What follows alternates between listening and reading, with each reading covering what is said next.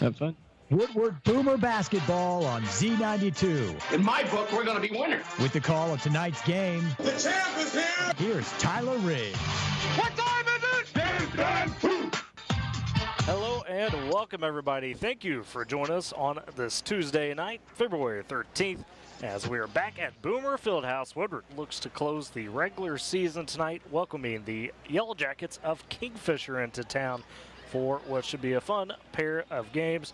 Alongside me, Dakota Wagner. Dakota should be interesting tonight. We'll discuss why in just a little bit with some news on the Kingfisher girls side. But going to the boys side, these two teams have played already once this season, way back in the Winter Classic to start the season. That one was a 54-50 thriller. Kingfisher wound up just coming out on top.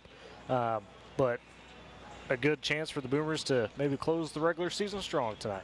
Yeah, you talked about that boys game. That was, an interesting one. I think the Boomers were still trying to find their identity. Going into the Winter Classic, they only had 3 or 4 games underneath their belt. And so going into that one, still figuring things out.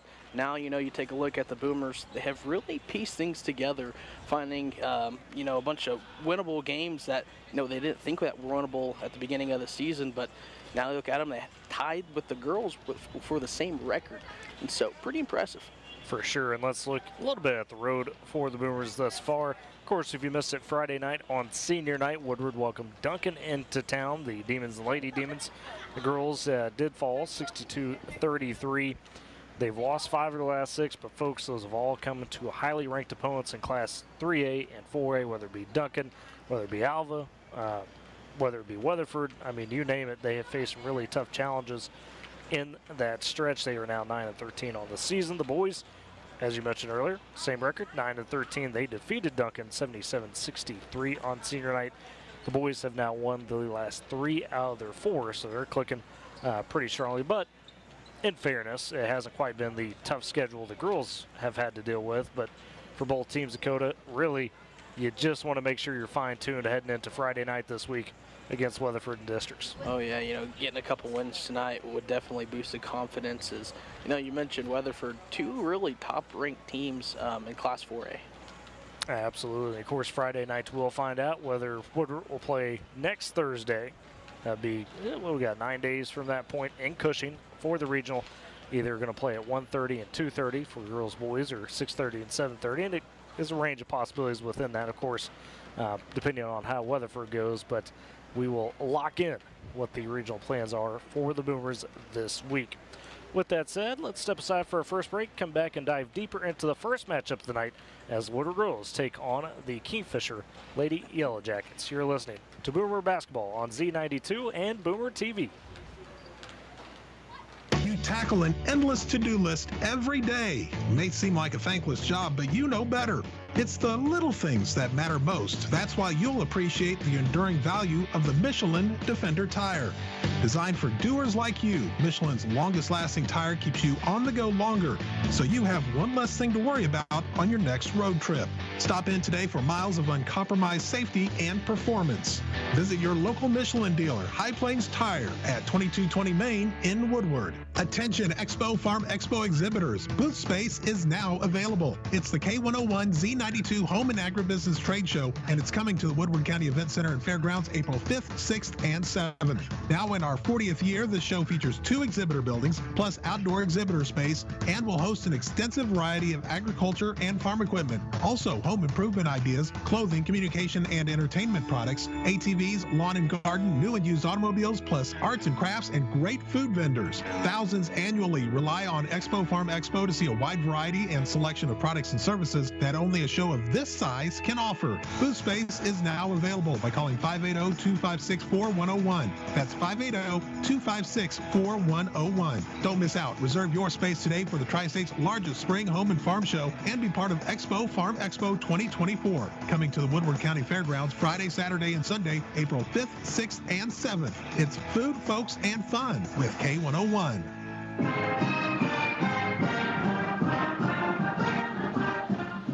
And welcome back.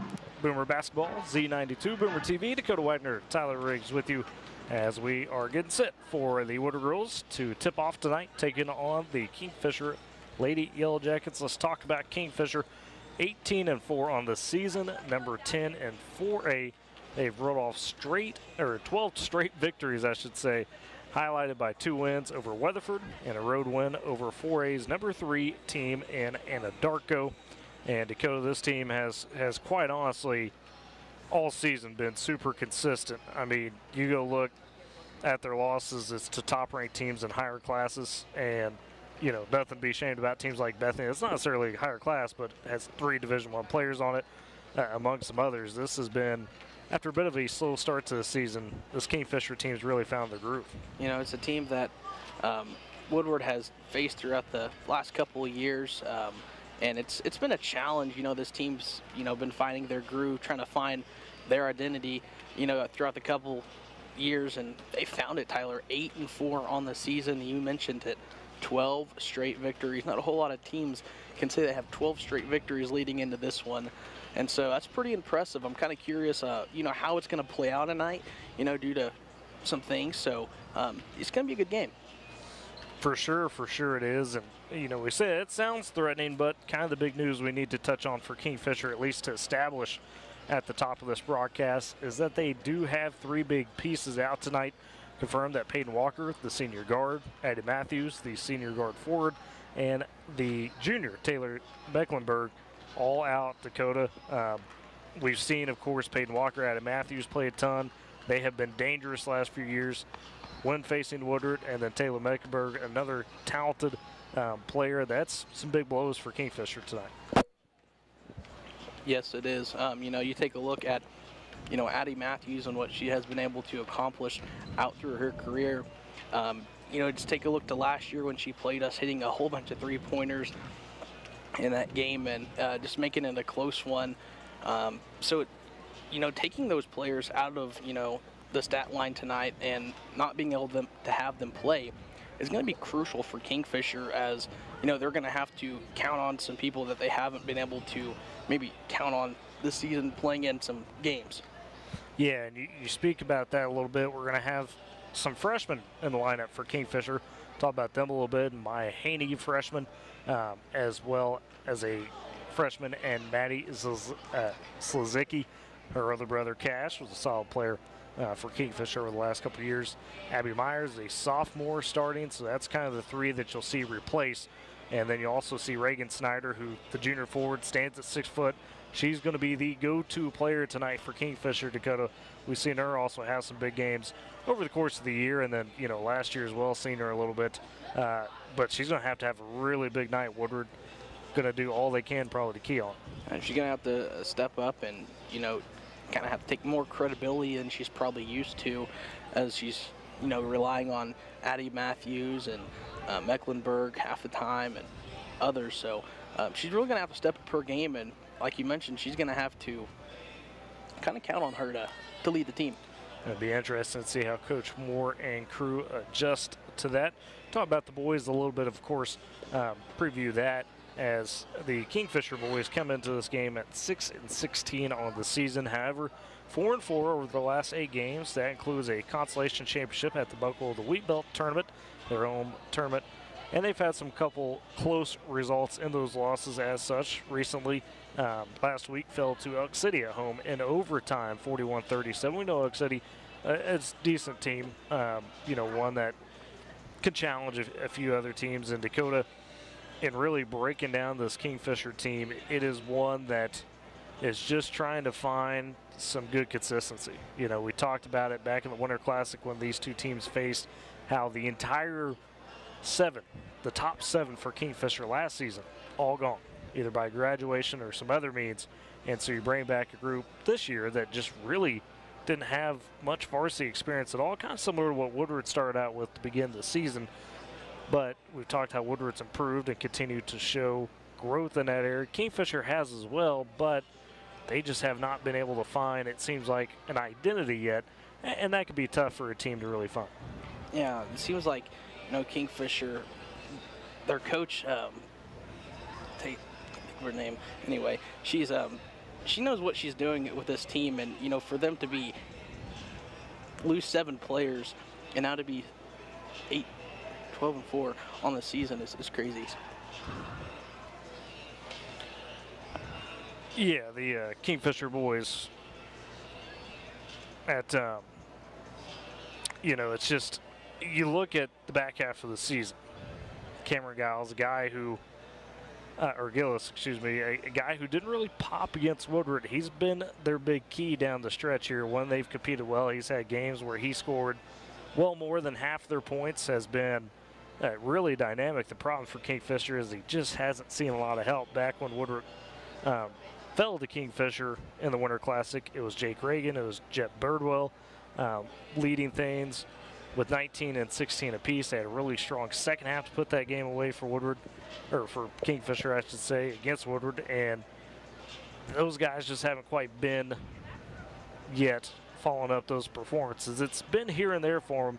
It'll be interesting to see how Coach Kaylee Gaines and crew try to attack this Kingfisher squad. With that said, let's step aside for break, come back and catch you up on what's ahead for the road to the Big House this week and a couple other things going on across the stations. You're listening to Boomer Basketball on Z92 and Boomer TV. You guys just didn't want it bad enough. That should have been an easy win. What were you doing out there? You got to hustle. You could have made that play if you'd been open. On the car ride home after the game, when you think you're helping by telling me what I did wrong and what I need to work on, all I hear is that I'm not good enough, that I'm supposed to be perfect, that it's not okay to lose. On the car ride home, all I need to hear is how much you love me and enjoy watching me play, that my worth isn't determined by my performance, that even on my worst day, I am worthy, that you see me learning, growing, and doing my best. And that is enough. This message presented by the OSSAA and the Oklahoma Interscholastic Athletic Administrators Association. I wanted to quit for so long, but I didn't know where to start. I was afraid of what people would think, but then I found the right support to start my recovery journey. I found a path that worked for me. 1 in 14 Americans reports experiencing a substance use disorder, a treatable medical condition. Treatment can take many forms, so there are a variety of options to explore and find the one that works best for you. Recovery from drug addiction is possible. Visit cdc.gov/stopoverdose to learn more about the various paths to recovery.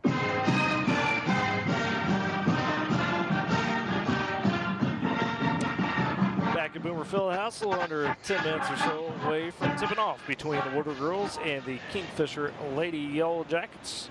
Took a little deeper dive a minute ago into both sides of it, but let's talk about what's ahead on the road to the Big House, both on K101 and Z92 this weekend. We mentioned, of course, Woodward Friday night will be in Weatherford, and we'll have that on Z92 as well as Boomer TV as usual for districts. As far as the K101 side, the area side, if you will, Thursday night, Kate Kenny and myself will be in Taloga as Balco takes on Leedy in regionals. That'll be the nightcap in that game, or in those games. It'll be the girls and boys going at it. Ought to be a fun pair of games, 6 and 7:30 for that. As we move into Friday night, Kate Kenny, most likely Ely Noble, will head to Sealing or Leedy, or excuse me, I should say Leedy Friday night, to do a couple of the nightcap games there. Should have some good matchups ahead in that one, depending on the results of Thursday. And then once we get to Saturday, again, depending on how the brackets shake out, we will be in Leedy and Sealing for those regionals, both on K101 and Z92. And then could have the afternoon games, those consolation championships most likely, and the regional championship games. So that's a full slate of basketball upcoming this weekend across K101 and Z92. Also on K101 tonight, do want to mention Oklahoma in action on the men's college basketball side as they will travel to take on at 8 o'clock Baylor. That's 12th ranked matchup there. Baylor really strong, about 7-point favorite. And it'll be interesting to see if the Sooners could go into Waco and challenge the Bears. That tips off at 8 o'clock. Pregame coverage on K101 starts at 7:30. But Dakota, looking further into this girls game, you know, we mentioned the big injuries for Kingfisher and the challenges that that presents. and Woodward tonight really wanting to find a way to just be consistent for 4 quarters. That's something against these really highly ranked teams is always tough to do. Even with the injuries for Kingfisher, you got to expect a team that has seen how to win throughout the season, and quite honestly throughout the last few years we've been talking about this. Seems like Kingfisher has kind of always been a thorn in the side of Woodward. You go back a couple years ago, Woodward was able to beat Kingfisher in the Kingfisher Regional, take that championship. They get to areas and it comes down to the consolation championship there, and Kingfisher was able to stifle Woodward in the second half to clinch a spot at state. And Kingfisher in previous outings and regionals has done the same thing. Well, the Boomers tonight really got to focus in on to try to get over the top in this matchup, especially with Kingfisher not quite 100%. Well, you know, despite the loss of what Kingfisher has, you got to you mentioned it as they have all that experience, and when you have a 12-game winning streak and you have that experience, that confidence build up, that's going to be hard to tear a team down. Now, you mentioned that Woodward beat Kingfisher. That was at Kingfisher for that, and then they went to area a couple years ago, and then they lost to Kingfisher, which, you know, you take a look at both games, Kingfisher, it just wasn't their night that night. I mean, they had a very good Woodward team going against them, but at the end they fell. The next game, Kingfisher just tore apart Woodward. That's kind of what they do. They just know what they're doing. So with all that experience that they have tonight and the confidence building up, Woodward's just going to have to kind of give it everything. You have a loss of Briley Douglas Fisher. You're still trying to work things in for Woodward and, you know, figure out what you're going to do for the postseason. But tonight you got to give it your all against this ranked Kingfisher squad. And, you know, this is a matchup, as we've alluded to, usually you see them a couple times a year. This year, the girls have not seen Kingfisher. That has been eluded, essentially, that matchup. So these two teams getting the first look at each other on the court, have seen each other in a tournament or two. But if you're Woodward, do you just kind of lean on the fact that you've seen a player like Reagan Snyder and you know what she's about, and you just let the other girls, you essentially try to make the other girls beat you outside of Snyder? It's going to be hard. I feel like it's going to be, you know, a learning experience for both teams. As you know, they've graduated players since they've last seen each other. So, you know, new faces, going to have to do a little new experience. But, yeah, I agree with your point. They're going to have to do something to go against her because she's going to bring the heat. That she will. We are just over about 6 minutes or so away before the national anthem, starting lineups, and opening tip-off tonight between the Woodward Boomers and the Kingfisher Yellow Jackets. We'll step aside for another break, come back, and get you set for the ball game. You're listening to Boomer Basketball on Z92 and Boomer TV. Long time no see, buddy. How's it going? When did you get back? Hey, good to see you. I've been home for almost a year, just trying to adjust and get back into the swing of things. Well, it looks like you've been busy. I always see those pics you post of you and your family at all those events. What gives? Oh, yeah, VetTix. VetTix gives. What's VetTix? VetTix is an awesome charity that gives free event tickets, you know, like concerts and sporting events and shows, to currently serving military and vets, including immediate family of troops killed in action. You wouldn't believe how these events have helped me adjust to being back.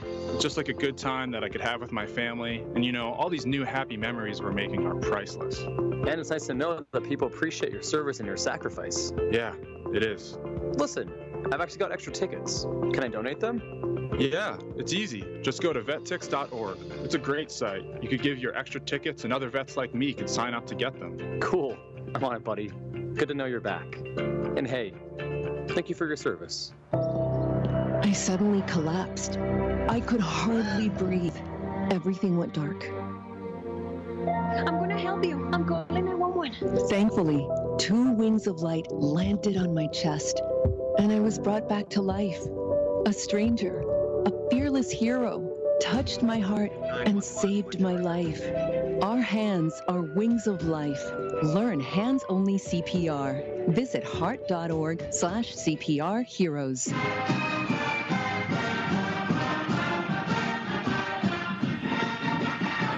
Back to Z92, Boomer TV, just a few minutes away before Woodward and Kingfisher get it rolling tonight. 1 of 2 games ahead. Girls up first, boys follow Dakota, one thing we haven't got to touch on yet tonight, special night, as we will have the Boohoo Buddy Toss. That's always fun, kind of ends the season, if you will. Stuffed toys will be thrown out at halftime, and those will be collected and be donated to the Woodward Hospital Emergency Room. In relation to it, there's a drawing, a $5 entry for a drawing if you bring a stuffed animal, 7 for just regular, and the winner of it will be for a gift card within that drawing. So very cool, and the signups are open now until the end of the first quarter of the boys game. So something that's always special. They've done that the last few years, just have that not only donate for a good cause, but you know, you get to maybe get you a good gift card out of it. You know, and the cool thing about it is you see a lot of, you know, different faces, you know, that you haven't seen here at Boomer Fieldhouse, and they're repping the pink shirts tonight, and so it's kind of a cool thing. The community comes together, and it's just a cool organization. Absolutely, it is. And of course, mention again, signups open now, I believe in the concourse area there by the concession stands, until the end of the first quarter of the boys game. So if somebody's at the deal, wants to sign up for that or on their way to it, you can do that as you arrive tonight.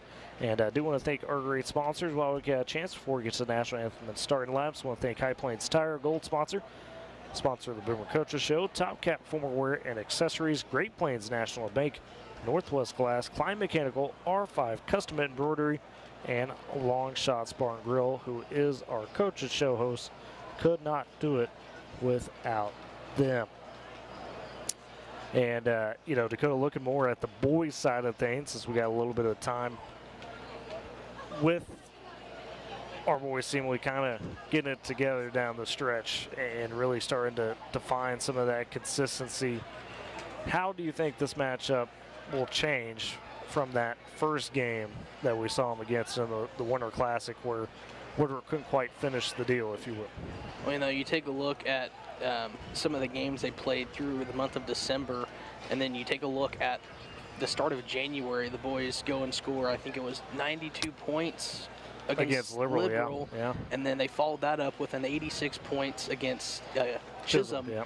And then after that, they have just seemed to be, you know, fundamentally better. They've been playing more, you know, consistent, getting those passes down the lane, finding those open drives, going to the basket, scoring, finishing, and they just, you know, they seem to be put together well.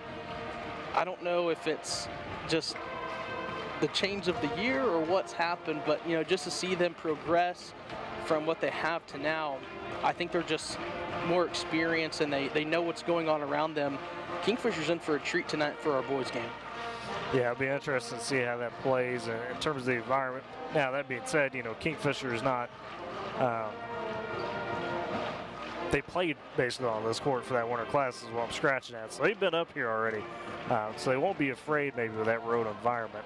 It'll be interesting to see how that plays. No, you know, Kingfisher, they're a winning team. They've had a winning program, you know, the past couple years, and we're going to do the national anthem. Yep, got the national anthem. So here's Troy Horley and the PA for the national anthem. For national anthem. Folks, before our national anthem, we will recognize a moment of silence so that we may give you choose, reflect, meditate, pray, or engage in other silent activities. Please be respectful of others during this moment of silence.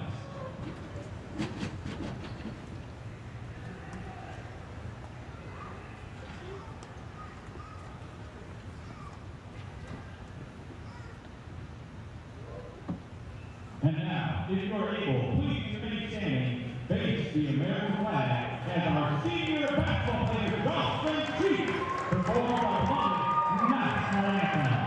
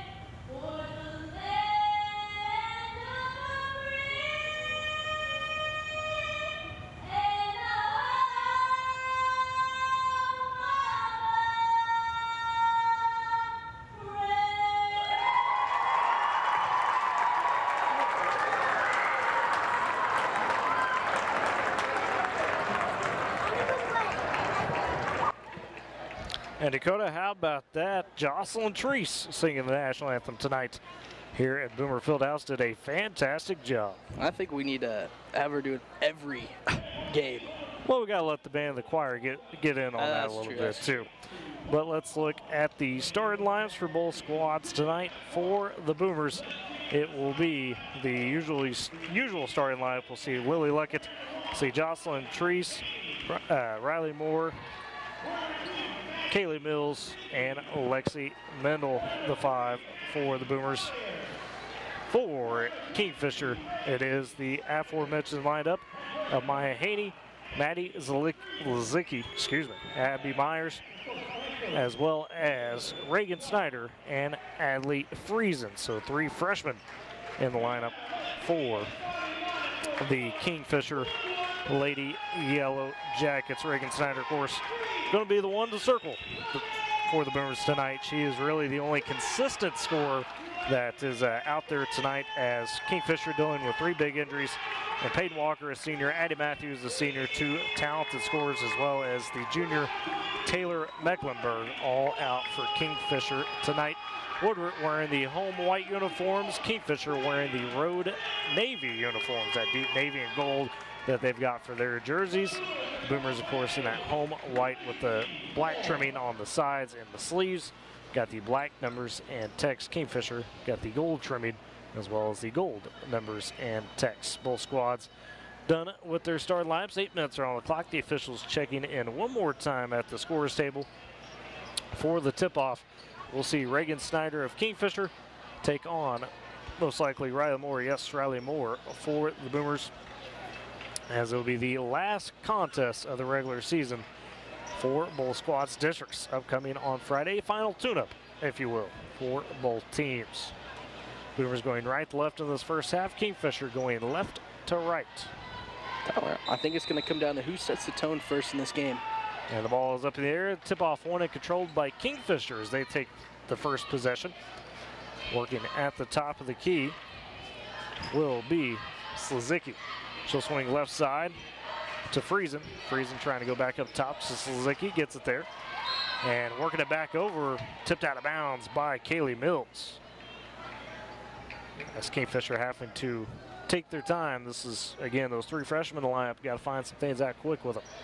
In front of the Boomer bench, Friesen throws up top to Slazicki at the Woodward W. They're working on the right wing to Haney. Haney back up top, and they dump it inside the Snyder. She turns on Riley Moore, puts it off the glass and in. So Reagan Snyder with the first basket of the ball game. Boomers turn it over on the press inbounds. Kingfisher back the other way as Friesen on the left wing. Top of the key finds Meyer. Meyer inside again to Snyder. She's triple team. Kicked out. 3 on the right wing from Zlazicki. Goes out of bounds, and it's back to the Boomers.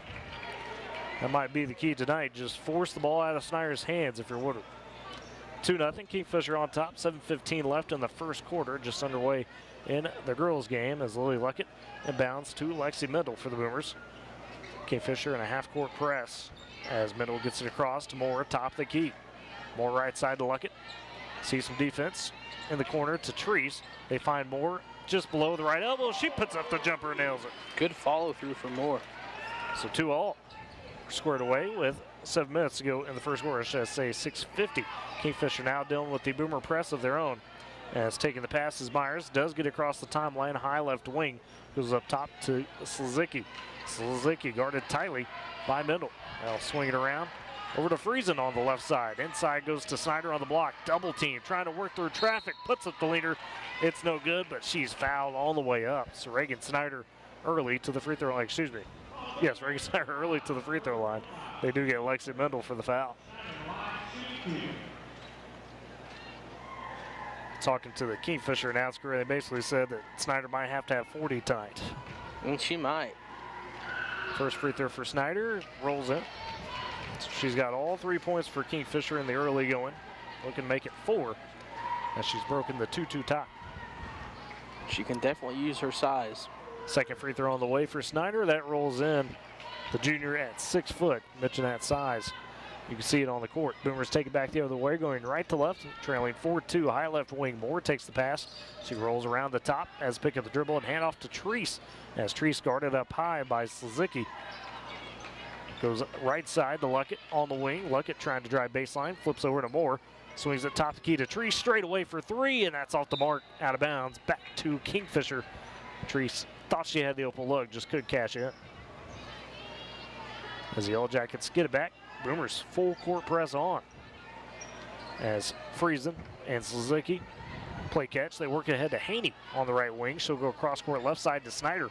Snyder looking to attack to the free throw line, kicks out to Haney top of the key. They swing it over to Friesen left side. She goes back up top to Slezicki as they reset. 5:50 left to go in the first quarter. Boomers trail 4-2. Kingfisher trying to add to the lead. Top of the key taking the possession as Haney dumps it over right side. Swings it up to Myers.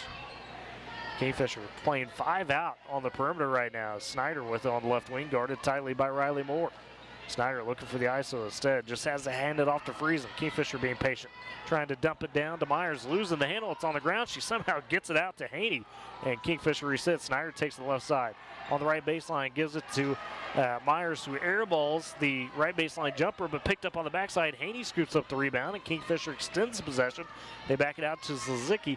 5:10 to go in the first quarter. Kingfisher up 4-2 over the Boomers with an extended possession. Left side, Myers takes it, gets a high screen to the paint. She loses the handle and winds up traveling. Good defense from Riley Moore to step up.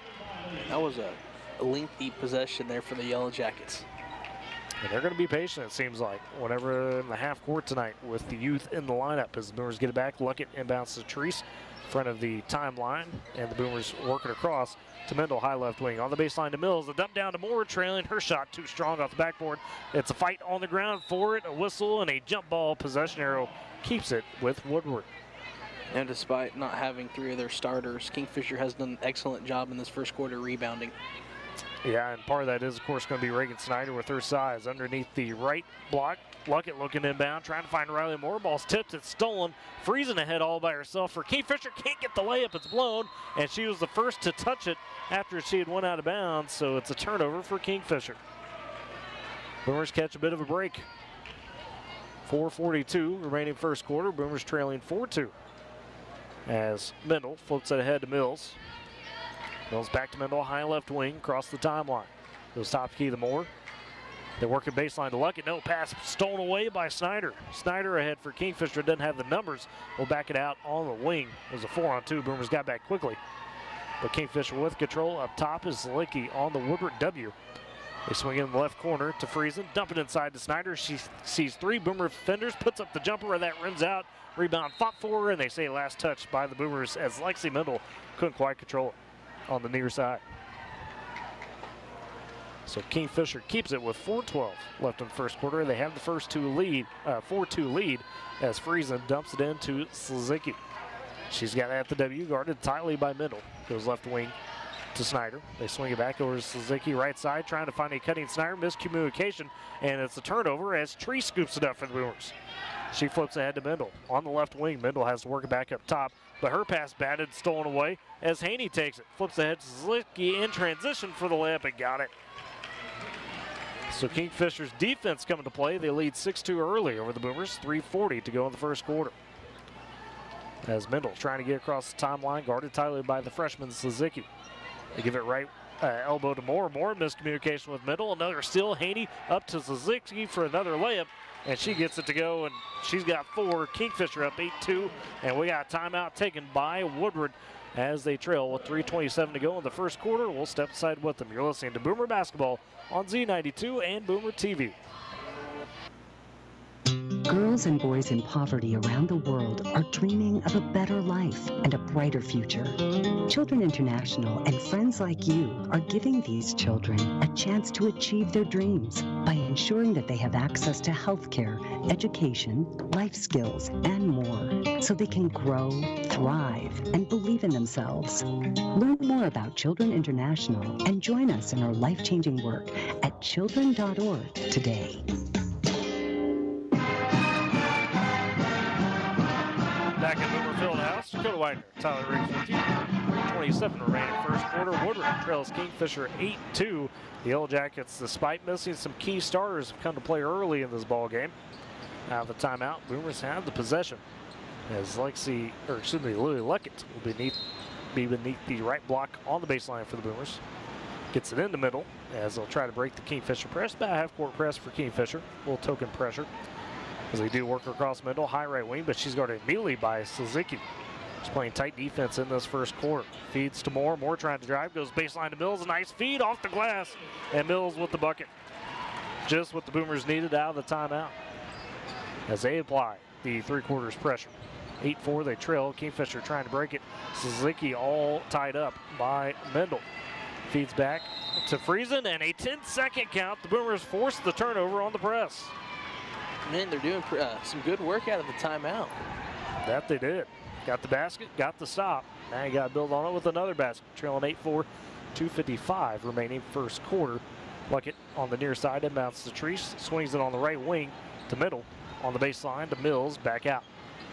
As Middle trying to get below the three-point line for the jumper. It rims off the front. Rebound fought for and scooped up by Suzuki for Kingfisher. They push ahead to Snyder down the right side of the court. Snyder angles into the free throw line, kicks out to Myers on the left wing. Has working back up top to Snyder as she's checked by Treese.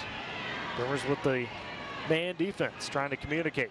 Kingfisher playing 5 out at times. Myers trying to drive from the left wing. She gets batted at by Luckett, stolen away by Treese. Treese pushing ahead for the Boomers. Gives it right wing to Luckett. Beside her to Middle, top of the key to Moore. Moore surveying. Now she'll angle in to the right block. Pull up for the jumper and nail it. That all started with Luckett. She had her hands in the passing lane, and that's what caused the turnover for Kingfisher. So Woodward with a quick back-to-back couple of buckets, and they trail 8-6 now as Kingfisher pushes ahead out of the break, able to break the press in the left corner. Myers gets open for the three. That's off the mark. Too strong. Rebound, though, scooped up by Haney on the backside for Kingfisher. She's double-teamed, tied up. Got a whistle and a jump ball. Possession arrow does keep it with the Yellow Jackets. Minute 48 remaining first quarter. 8-6. Kingfisher on top of Woodward. As the Yellow Jackets have the possession, Suzuki beneath the right block on the baseline. Triggers into Friesen for the jumper just outside the elbow right side. That pops out. Rebound, they say batted out of bounds by Woodward. So Kingfisher keeps possession yet again. Yep, Riley Moore tried to go for the rebound and batted it out. Suzuki again beneath the left block on the baseline. Goes up top, finds Myers. Myers turns, drives to the paint. A wild drive results in a foul as the shot too strong, but she got about 3 Boomer defenders that she went through. And they get Riley Moore for her first. That's the team's second foul. So Myers at the line for 2 free throws. Kingfisher yet to sub in this ball game. Wonder how their depth is with 3 starters out. As Myers' first free throw splashes home, Michelle Barra steps in for Woodward, taking out Kaylee Mills. Second free throw on the way for Myers. That rattles in as well. She made the pair. Kingfisher leads 10-6. Minute 35 remaining in first quarter. Moore works ahead to Luckett across the timeline to Barra for the Boomers. Right side to Middle on the Jimmy Peck Court logo in the corner. Finds Treese. Treese zips it inside to Moore, but the pass a little off the mark. And that's a turnover for Woodward, unfortunately. Back to the Yellow Jackets. Just trying to work that half court, but Kingfisher defensively has been stout in this first quarter. As Boomers have backed off to half court pressure. Suzuki taking it up the court for the Yellow Jackets. Goes left wing to Friesen. She's tied up immediately by Treese. Almost a steal, and it is a steal. Mendel rips away from Suzuki. The other end for the layup. Can't get it off the side of the rim. Good recovery from Haney for the Yellow Jackets. Rebound scooped up. Fed ahead to Myers. Myers on the right elbow. Kicks it out to Haney. Left wing, top the keys, Suzuki back to Haney. In the corner, she finds Friesen, who's trying to direct traffic. They dump it into Snyder. Seeing pressure in the paint, Snyder dribbles around, kicks out to Suzuki for the 3. That's well off the mark, but backside rebound taken by Friesen, and she's fouled on the way up. Shot wouldn't go, but Friesen heads to the line for Kingfisher, number 1, the freshman. First foul charged to Michelle Barra. Third of the quarter for the Boomers as they trail 10-6 with 48 seconds remaining in the frame. Yellow Jackets are really having to work the ball there in the paint and try to get a basket up. So far have been successful though, as Friesen's first free throw high off the back iron. So it remains 10-6. Second free throw coming for Friesen. Couple dribbles, dips and shoots. That one falls. Splits the pair. Makes it 11-6. Boomers trail by 5. 45 seconds left in the first quarter as Mendel works to the Luckett across the timeline to Barra. They find Mendel up top. She'll turn, drive, get to the baseline to Barra, but the pass, again, just a bit off, and it's a turnover for the Boomers. Right ideal on both possessions, Dakota, but they just can't quite finish some of these passes. Yeah, it's unfortunate for the Boomers. You would like to see them finish and get this ball game just a little bit closer before the end of the first. As Kingfisher takes it back the other way, working left to right, leading 11-6, 30 seconds to go in the first quarter. Suzuki's pass almost stolen away. It gets to Myers. They work it around. It's give and go back to Myers in the paint. Her shot wild, but blocked and affected by the Boomers. Good defense on the interior. Taylor Floyd steps in. The freshman takes out Lexi Mendel. As Suzuki will inbound beneath the left block on the baseline, throws it up top to Myers. Myers looking to drive, passes off to Snyder, left wing. Back to Myers. She gets stopped up by Floyd, who winds up knocking it out of bounds. Possession stays with Kingfisher. 17 seconds to go in the first quarter. 11-6 lead for the Yellow Jackets. As the inbound goes to Suzuki. Right wing over to Snyder, 10 seconds. Guarded tightly by Floyd. Back up to Suzuki. Over to Snyder in the right corner. Driving with 4, puts up the runner. That rims out. Rebound underneath by Friesen. That's wild as well. And that's how we end the first quarter. Kingfisher leads after 1, 11-6. You're listening to Boomer Basketball on Z92 and Boomer TV. Life never stops moving. Between the 30-minute commutes, daycare pickups, and that weekend trip to Grandma's, you're racking up the miles. What you need is a tire that can keep up, like the exceptionally long-lasting Michelin Defender tire. With an 80,000-mile warranty and the safety you expect, you can lose track of the miles and focus on what really matters, the memories made along the way. Stop in today at 2220 Main in Woodward to see your local Michelin dealer, High Plains Tire. I'm a wife and the mother of 2 kids. And when I get to work in the precinct house and put on my uniform, I can tell you, as a police officer, we're building partnerships. This should be happening everywhere. So the police should be reaching out to this community. And this community should reach out to the police. That's the way to make this a safer place. Start the conversation and help stop crime. To learn the 5 things you can do, go to ncpc.org/preventviolentcrime. A message from the National Crime Prevention Council and the Bureau of Justice Assistance.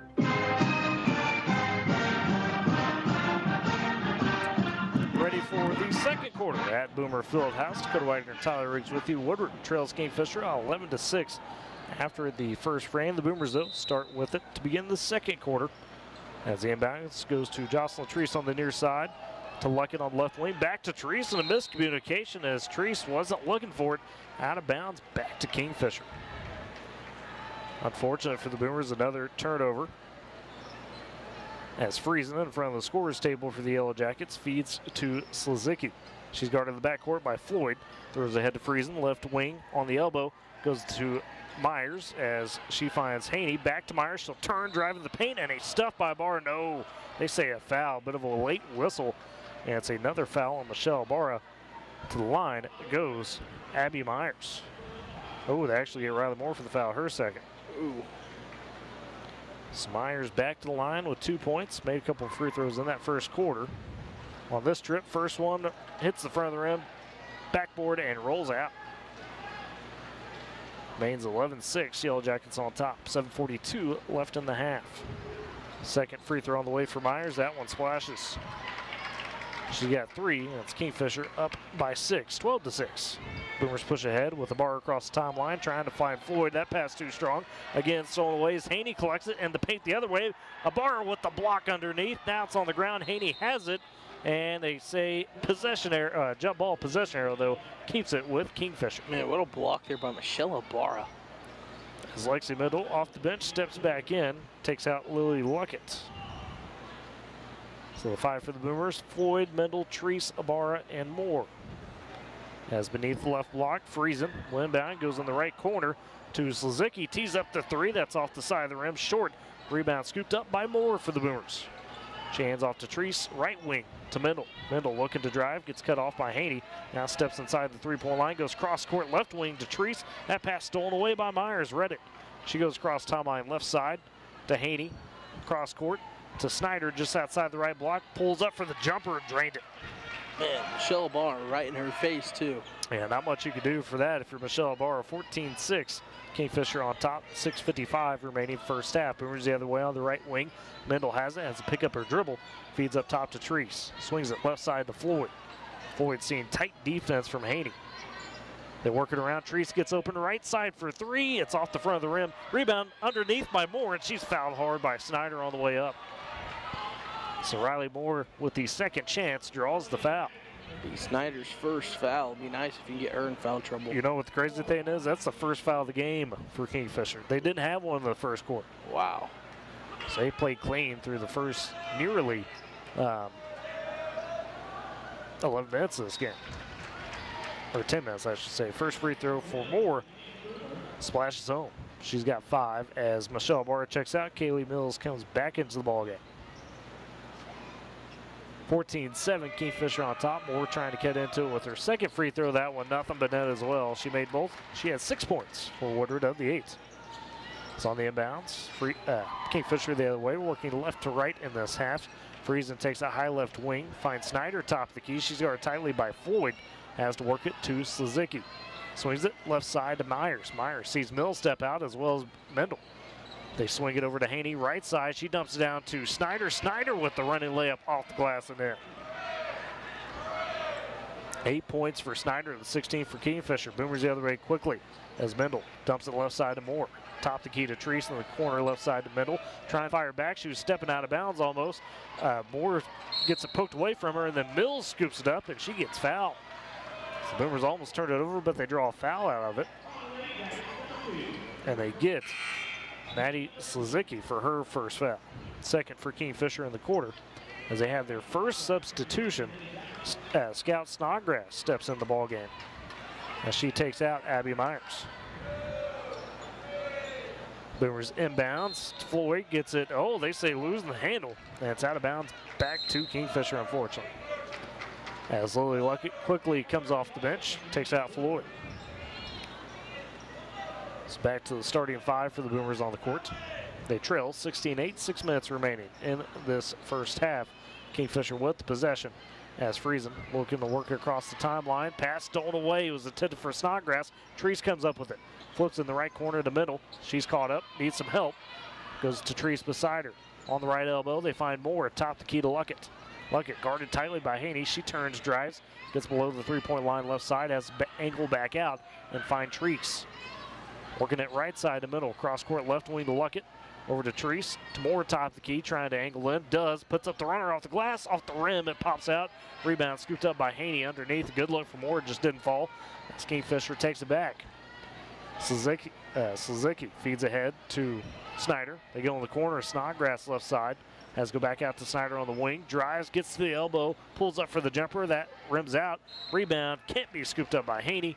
And it's out of bounds back to the Boomers. 16-8, Kingfisher on top with 5:08 left in the half. See if the Boomers can work something here before the end of the first half. Kingfisher with a little bit of a press. Boomers break it to Mills on the right wing. She flips behind her to Mendel. Left side to Luckett. Luckett looking to Treese in the corner. They dump it into Mills. Mills double teamed on the left block. Kicks back out to Treese. Swinging it right side on the wing. Mendel for 3. Nothing but net. Beautiful shot from Lexi Mendel. Her first basket. Cuts the lead to 5 as the Boomers trail 16-11. Beautiful ball movement as well. Needed that. Top key, Slizicki for the Yellow Jackets. Goes left side, Snodgrass. Dumps into Snyder. Pass almost thrown away, but Snyder takes it. Rims out the open layup. Rebound scooped up by Friesen underneath. Kingfisher extends possession. Snyder on the right baseline through 2 Boomer defenders. That shot strong as well. Picked up by Luckett on the backside. Feeds ahead to Mendel on the high right wing. Mendel guarded tightly by Slizicki. In the corner finds Treese. Top key to Moore. Hands off to Mendel beside her. Again, they work a Treese in the corner. Gets double teamed. They swing it over to Luckett on the left side, deep in the corner, tries to drive, kicks out to Mendel on the baseline, finds Mills. Mills turns, pulls up for the shot, but it's well defended by Snyder. And they say last touch by Kingfisher on the rebound as it goes out of bounds. Myers steps back in for Snodgrass for Kingfisher. So they've only gone 6 deep this far. As beneath the right block, Treese looking inbound, finds Mendel, and she's fouled hard on the baseline before she could even get a shot up. And it's on Myers, who had just stepped back into the ball game. Her first third of the quarter for Kingfisher after they went the first quarter without committing a foul. So they're starting to rack them up. Luckett beneath the left block on the baseline, throws top key to middle, turns, drives, kicks out. Treese, right corner for three, it rattles in. Back-to-back threes for the Boomers, one from Mendel, one from Treese, and they've cut it to a 2-point ball game. 16-14, 3:53 left in the half. It's a full timeout from Kingfisher. We'll step aside with them. You're listening to Boomer Basketball on Z92 and Boomer TV. Climate change, vulnerable neighborhoods, threatened ecosystems. Our global challenges demand that we do better. And a tree can be an answer. Because a tree can be innovative. It can be unifying. It can be a home. That's why now is the time for trees. Lots of trees. Let's plant millions of trees together. Donate now at arborday.org. Back at Jimmy Peck Court, out of the timeout. Boomers trail 16-14 after back-to-back big threes from Lexi Mendel and Jocelyn Treese. Kingfisher with the possession out of the timeout. As taking the inbounds is Slizicki, working left to right. Goes high left wing to Myers, top key to Haney. They swing in the corner to Friesen, dumping it into Snyder. Well defended by Mills on the entry pass, and she bats it out of bounds. So it stays with Kingfisher, 3:38 remaining in the half. Boomers trying to get up another stop, trailing 16-14. Beneath the right block, Slizicki inbounds, top the key to Snyder. Snyder trying to drive, angles back out as they work it to Myers, right side, and the corner to Friesen. Friesen driving and rotating as they find Slizicki on the left wing. To Friesen, top the key to Myers. Boomers playing a little bit more of a zone defense tonight instead of their usual man. Left side, Myers with it. And Kingfisher just swinging around the perimeter right now, trying to find something inside. Little catch between Friesen and Slizicki on the left wing. Myers takes it. Again, angles back out. Slizicki, another three. This one roused out as well. Rebound fought for. Mills comes up with it for the Boomers as she feeds ahead to Moore. Now they slow down to Treese. 2:55 remaining in the half. Boomers trail 16-14. Have had back-to-back threes as Moore takes it. Feeds over to Treese, right side on the wing. In the corner. She finds Luckett. Luckett double team. Gets Mills just below the right elbow. Kicks out left corner. Moore launches for a three with the hand in her face. It pops out. Rebound scooped up by Friesen as Kingfisher will push back the other way. Slizicki feeds ahead to Myers. Myers down low to Snyder. Pass red though and stolen by Moore. As Moore hands it off to Treese and a slow dribble from Treese. Feeds high left wing to Moore. Trying to attack. Gets cut off on left wing. She's double teamed. Ooh, threw an elbow. Almost got an offensive foul. Now Kingfisher gets fouled. Woodward got away with one there. That was close. And they take the foul to Maya Haney, her first. Gonna have a substitution here. As Myers steps out, gives way to the first time tonight. Jancy Matthews, the sophomore. On the inbounds for the Boomers, they find Moore in the corner. Out to Treese, right wing for the three. It's a little short. I think the shot was affected as that goes out of bounds. It wasn't quite blocked, but there's a couple Yellow Jackets flying at it. So Kingfisher gets it back. 2 minutes remain in the first half. They lead 16-14 over the Boomers. Slizicki pushes ahead to Haney on the right side. Dumps it to Matthews. Matthews trying to drive, loses the handle in the paint. Scooped up by the Boomers as Moore takes it. She pushes ahead left side, goes cross court right wing to Luckett, top the key to Treese on the free throw line. Mills, now she'll attack, trying to kick out, pass is bad, but she scoops it back up, needs help, finds Moore left wing. She tees up the three, and that pops out. Oh, it's halfway in. Rebound taken by Haney, and Kingfisher pushes back as Haney finds Snyder. Across the timeline, top the key, looking to the free throw line, stops, pops for the jumper mid-range. Nothing but net for Snyder, essentially coast to coast. She's got 10 of the 18 for Kingfisher. That was the first basket since the 5:08 mark. Minute 15 to go in the half as Kingfisher up top 18-14. Another miscommunication for the Boomers as Moore was trying to find Luckett on the left wing and Luckett didn't see it out of bounds. The Boomers trail by 4 as the Yellow Jackets get it back. Walking up the court is Snyder's taking over some point guard duties so far these last couple of minutes. Picked up by Treese. Boomers back to man.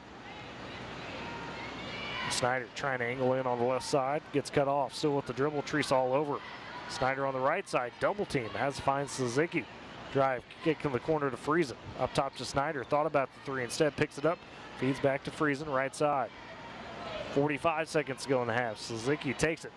Hands off to Haney, top of the key. Haney loses it momentarily, and now it's loose, but she collects it back as she throws inside to Friesen. That bounces off Friesen's head. She didn't see it. A tie-up and a possession arrow given to the Boomers as Morris stepped in to tie up Friesen on the loose ball. Boomers have a chance at getting a little Boomer magic here.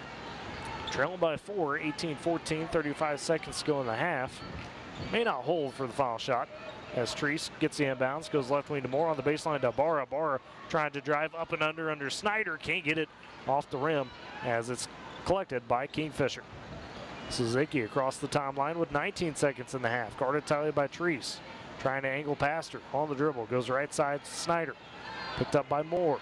Snyder angling into the paint. She sees 4 Boomers there, gets it stripped away and stolen as Mills comes up with it. 5 seconds. Treese trying to push ahead with 4. Seeing tight defense from Haney, 2 at the half court. She loses the handle on the dribble, and that's how we end the first half as Kingfisher takes the 18-14 lead into the break. We'll step aside with them. You're listening to Boomer Basketball on Z92 KMZE FM Woodward.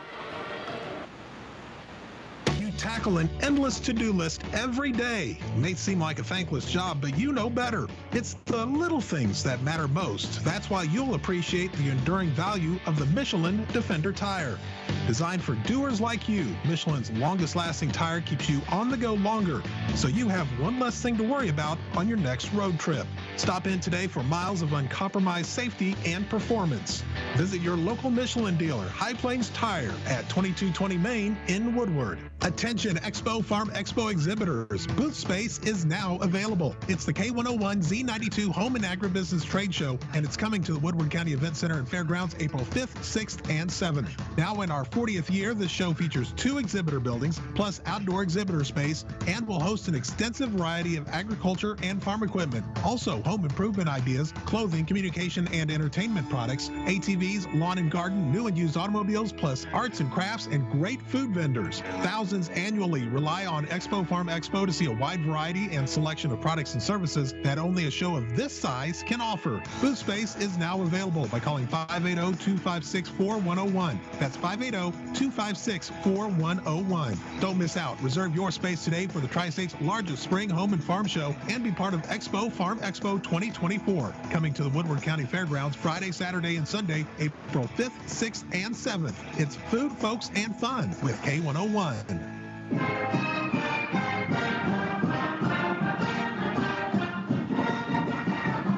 Back at the half, Dakota Wagner, Tyler Riggs with you as Woodward trails 18-14 to Kingfisher at Boomer Fieldhouse. Let's look at the halftime stats. As for Kingfisher, it is Reagan Snyder. Boy, we talked about in the pregame having to step up tonight and be kind of the difference maker, and so far she has tonight for Kingfisher with 10 of their 18. Also seeing 4 from Maddie Suzuki, 3 from Abby Myers, and a point for Adelie Friesen.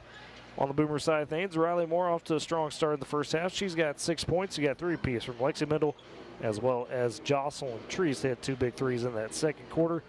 And 2 points from Kaylee Mills. Dakota, it has been a real defensive battle tonight from both squads, but Woodward hanging in there right now. You know, you take a look at that first quarter, and it kind of gave a little bit of a scare to the Boomers.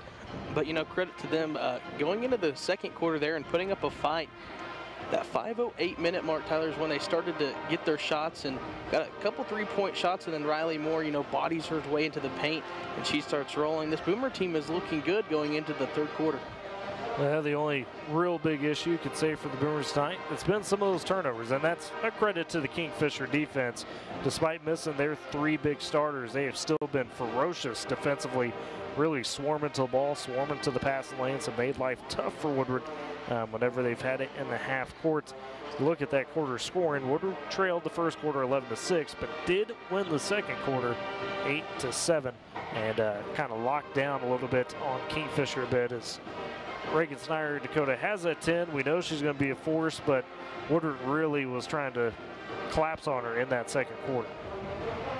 That they were, you know, that first quarter, Boomers just kind of fell apart just a little bit, but in that second quarter, really kind of clamped down on defense, getting their hands in the passing lane as well, stealing a couple and transitioning those off into points. So if the Boomers can continue to do that, I think they're going to have a strong showing here in the second half. Well, we'll see what they can accomplish. We'll talk about some of those keys to the second half after a quick break. You're listening to Boomer Basketball on Z92 and Boomer TV. Need to pay the babysitter, but don't have enough cash? Use Zelle, located in the Bank 7 mobility app, to send money from your account to someone else's within minutes. With an email address or phone number, you can directly pay anyone you trust. Zelle is fast, safe, and free. Visit bank7.com for more details. Data rates and transfer limits may apply. Member FDIC. People investing in people. That's what they're all about at Great Plains Bank, because life isn't a transaction, it's a journey, and on that journey, we're greater together. Great Plains Bank has locations in your local area because they're here to serve you. Great Plains Bank, member FDIC, equal housing lender.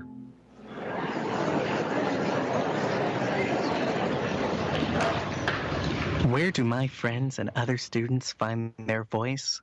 We find our voice through the performing arts, along with millions of other high school students. By expressing yourself in a role on stage, through an instrument, or at the debate podium, the performing arts give us freedom to find ourselves, to find our place.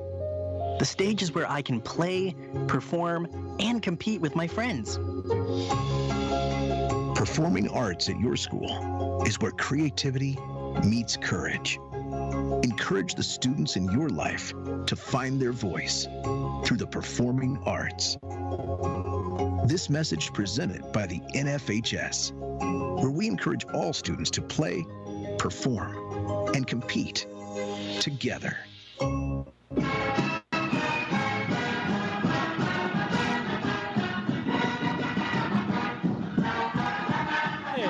Welcome back to Boomer Basketball at the half. Woodward trails Kingfisher at 18-14. The Lady Jackets on top of the Boomers. But Dakota, looking at the keys to the second half, obviously we talked about needing to clean up some of those turnovers if you're the Boomers.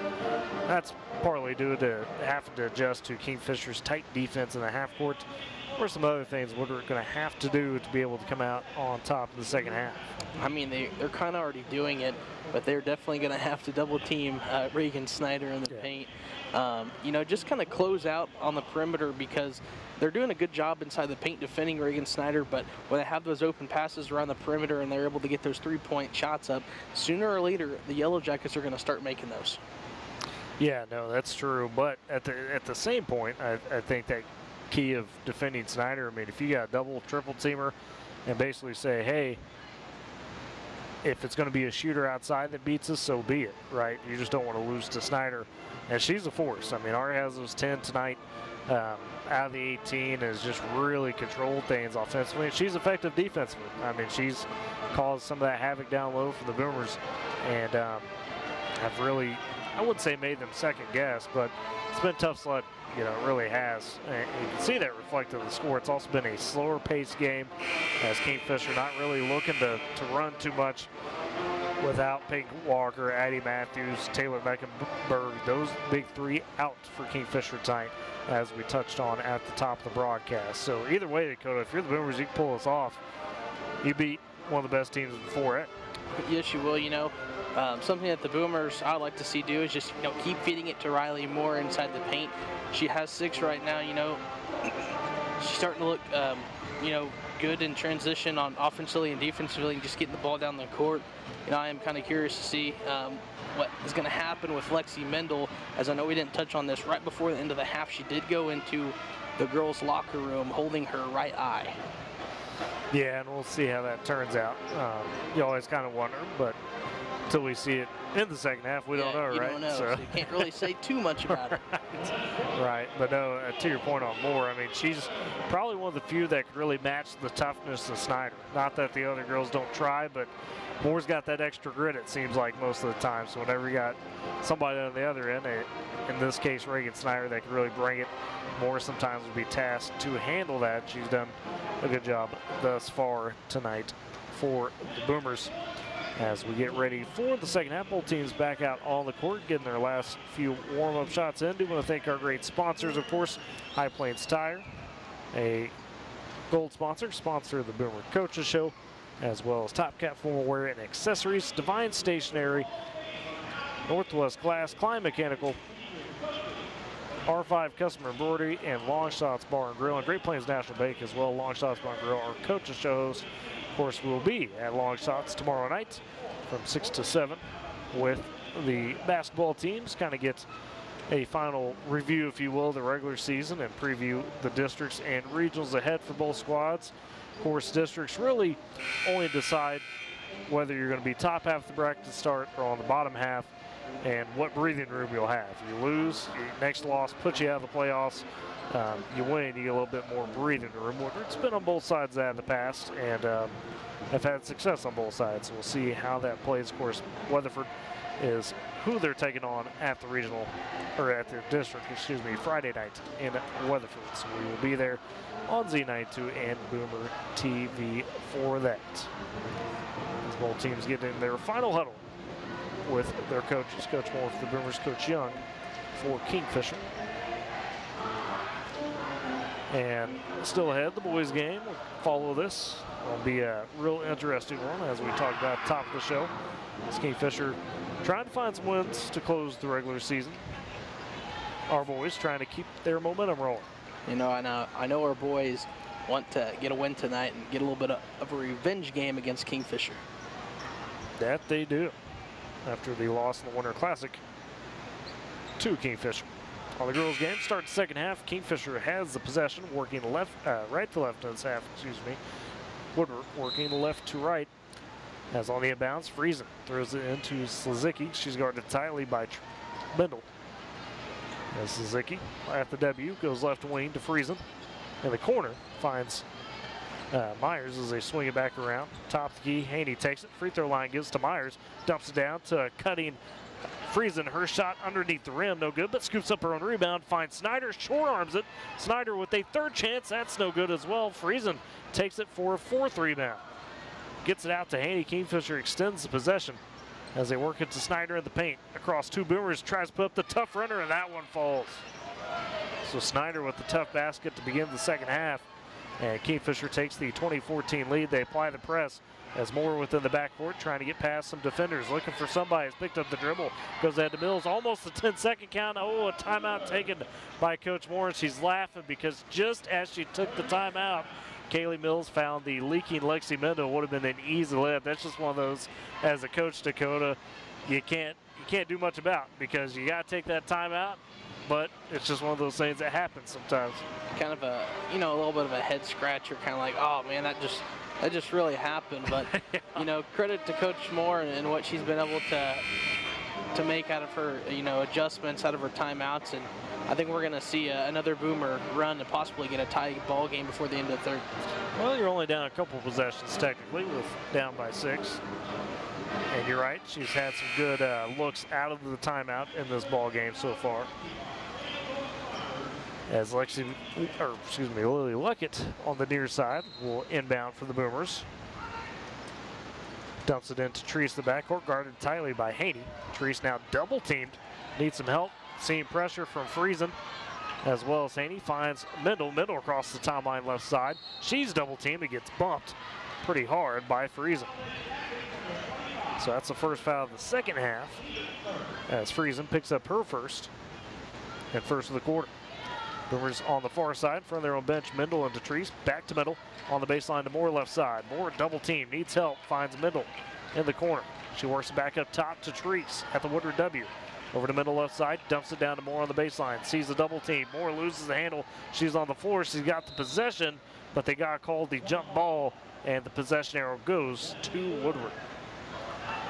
So it remains 20-14, Kingfisher on top, Boomers with the possession, 6:44 left in the third quarter.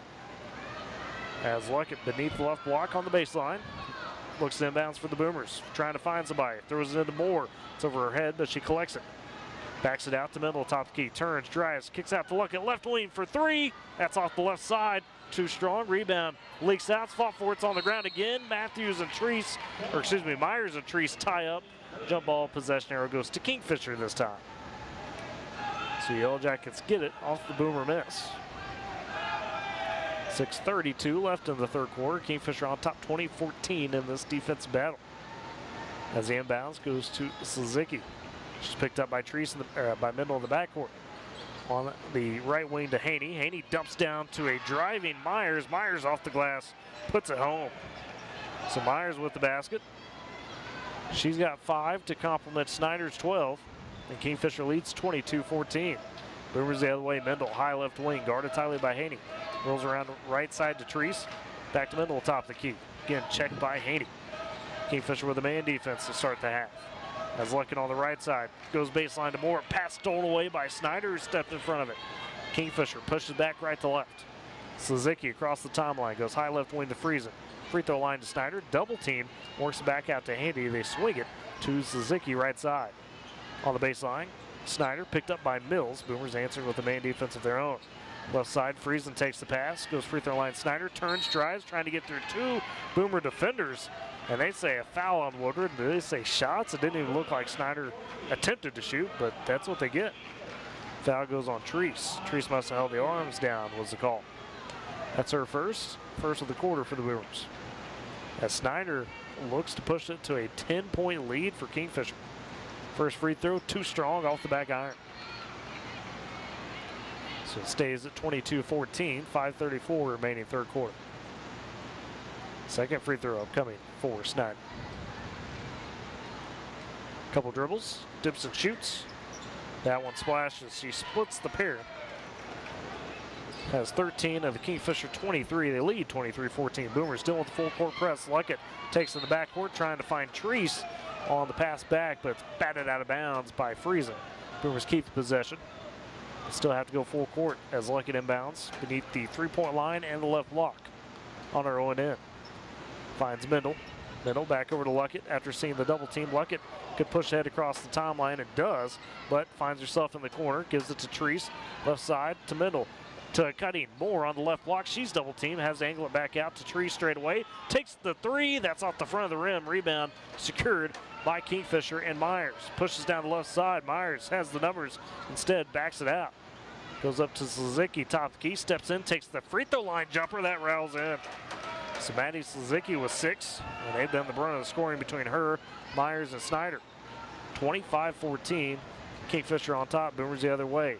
Moore across the timeline, into the paint, finds space for the jumper, that splashes home. So Riley Moore with 8. Boomers cut it back under 10, 25-16, 4:40 remaining third quarter. Let's cross the timeline. Suzuki takes it for Kingfisher. Throws it back right side to Snyder. Trying to go free throw line to Myers. Pass almost stolen away by Mills, but Myers scoops it up. Gives it to Friesen left side. Going baseline. Picks up her dribble. Cross court on the elbow to Snyder, who works it back up to Suzuki, top of the key. They swing it inside. Myers cutting off ball. Her shot off the rim.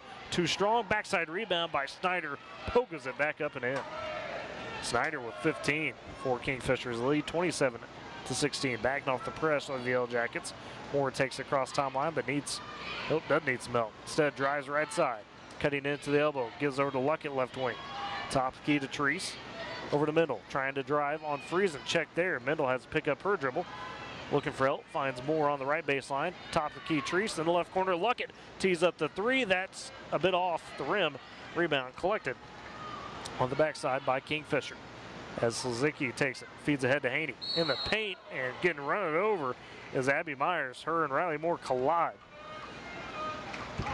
As Myers took the pass and then just got collided with by Moore. Foul number 3 on Moore. Second of the quarter for the Boomers. Kingfisher keeps it 3:39 remaining third quarter. They lead 27-16. Beneath the right block, Friesen looks to trigger. Goes on the left wing. Suzuki wide open for the 3. The Boomers later take it. That's why it was off the back iron. Rebound, though, picked up by Haney on the backside. And Kingfisher extends the possession again. Lady Jackets have been rebounding well tonight on both ends. Free throw line. Myers finds a cutting Snyder underneath for the basket. So Reagan Snyder runs the baseline. She's got 17. Kingfisher extends their lead 29-16 over the Boomers. Back the other way, working left to right are the Boomers. Top of the key, Moore drives, gets the left block. Her shot goes off the backboard, but Mills picks up the backside rebound. Her second chance, just a bit off the rim, and scooped up by Kingfisher.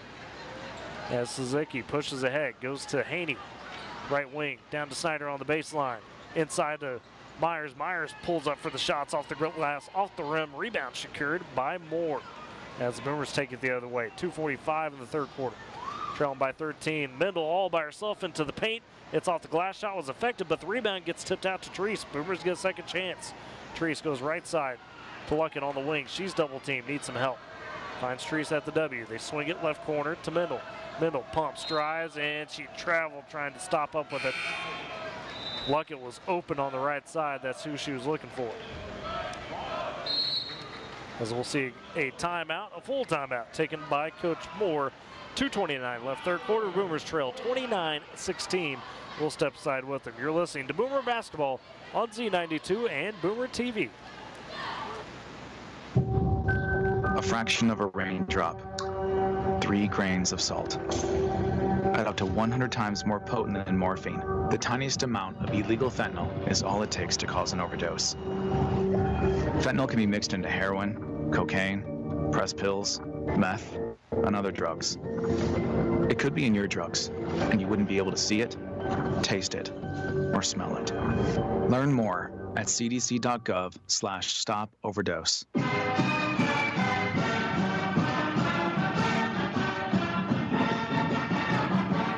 Back on Z92 Boomer TV. Dakota Wagner, Tyler Rich with you out of the timeout. Woodward trails 29-16 to the Yellow Jackets Kingfisher. Kingfisher does have the possession with just a few minutes remaining in the third quarter.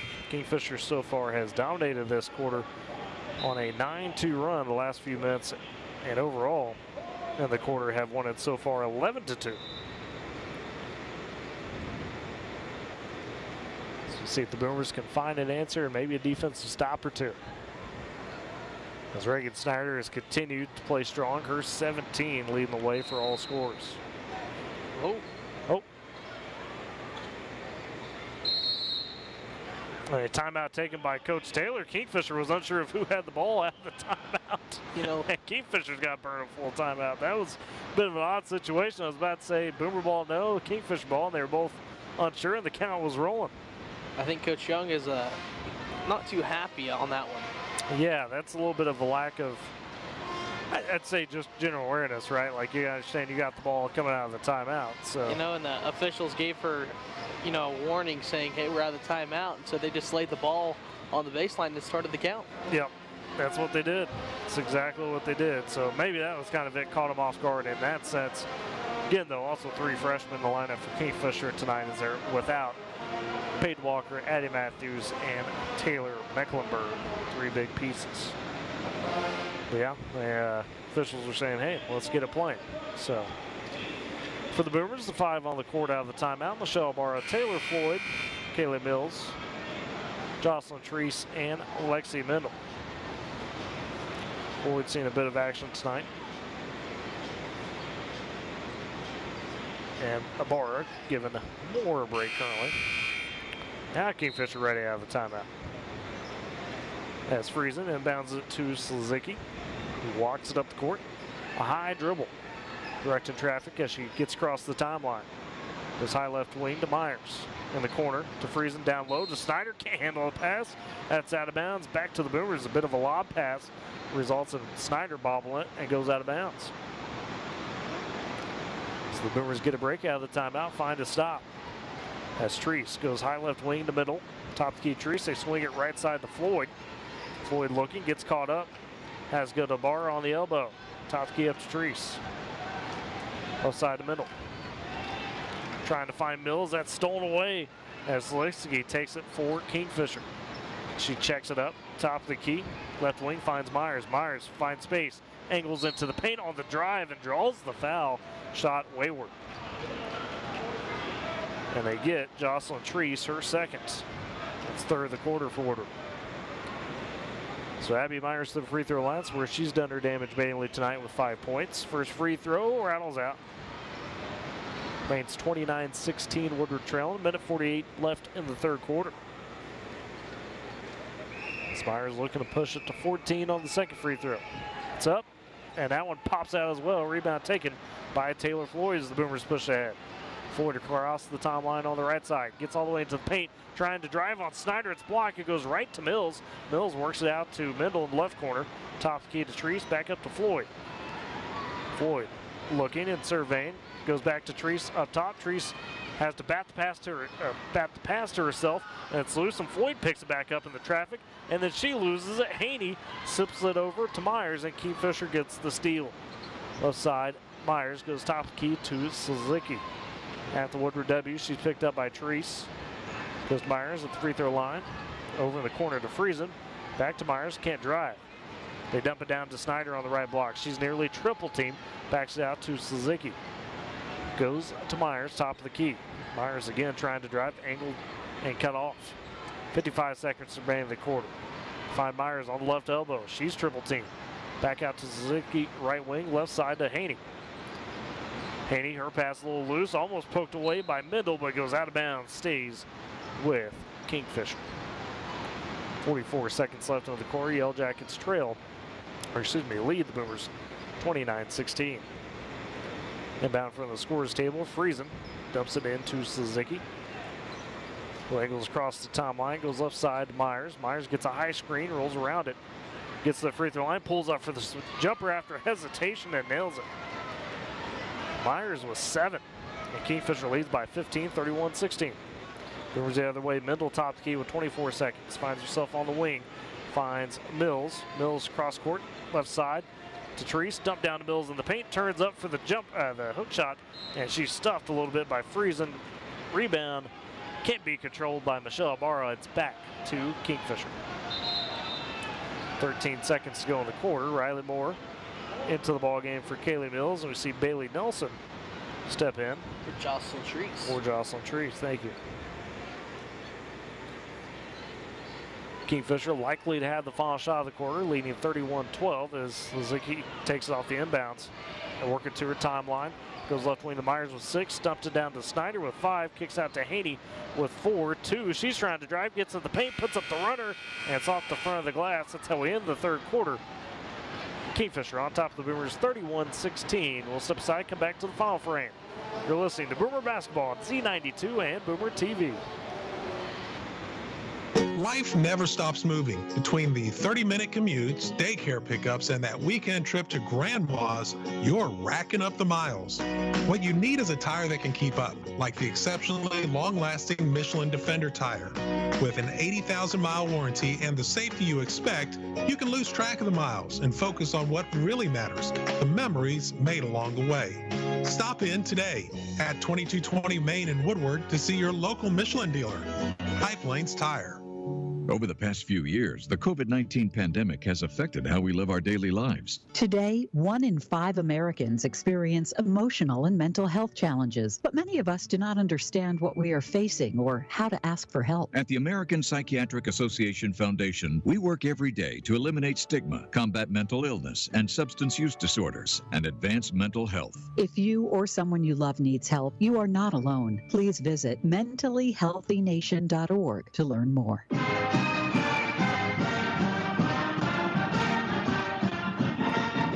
To begin the fourth quarter as Kingfisher leads Woodward 31-16 after 3 frames. Woodward with the first possession to start the final quarter. On the right side, Nelson takes it on the wing, goes elbow to Moore. Moore splashes home the jumper. So Riley Moore pops up for 10 points now. The Boomer 18 as they try to cut into this deficit. Kingfisher the other way across the timeline with Suzuki. Hands off to Myers. Myers dumps it down to Snyder on the baseline. Snyder in trouble. Angles back out to Friesen. Working back to Myers, top of the key. Goes inside again to Snyder. Snyder amongst 3 Boomer defenders powers it up and draws the foul, although shot off the mark. Snyder just too much in the paint right now. As Lexi Mendel picks up her second foul, first of the quarter forward. Snyder with 17 of the Kingfisher 31. Looking to add at the free throw line. First one rattles in. 32-18 Kingfisher on top. 7:33 left in the ball game. Kingfisher has controlled the second half thus far. Second free throw for Snyder. That one goes in as well. She's got 19. And Kingfisher leads 33-18, back up by 15. Boomers the other way, across the timeline to Nelson. Nelson on the high wing. Feeds up to Treese. They swing it to Mendel left side. Mendel trying to dump to Barra. Passes batted, stolen away by Myers. Kingfisher pushes ahead. Myers slows it up at the left wing. Goes to Haney right side. Dumps into Snyder. Amongst three Boomer defenders. Pulls up for the jumper. That's off the mark. Rebound collected by Moore. Boomers push ahead. Mendel on the left side across the timeline. Angles to Woodward W. Goes right side to Nelson. Can't handle the pass, and it's out of bounds. Back to Kingfisher. Unfortunate for the Boomers. Nelson was coming to the spot. 33-18, Kingfisher on top of Woodward. 6:59 remaining in the ball game. As Suzuki, the freshman, across the timeline, goes left wing to Snyder. Top the key to Myers. On the right side, back to Suzuki. She's working it to Friesen. They swing it around the perimeter. Dump it into Snyder on the baseline. Has to save it. Gives over to Haney. Left corner, a wild three. Rebound, though, scooped up by Myers as she races to it. Kingfisher extends his possession yet again. Top the key. Suzuki takes it. Hands over to Myers. To Haney on the left side. Back up top to Friesen. Friesen pulls up her dribble.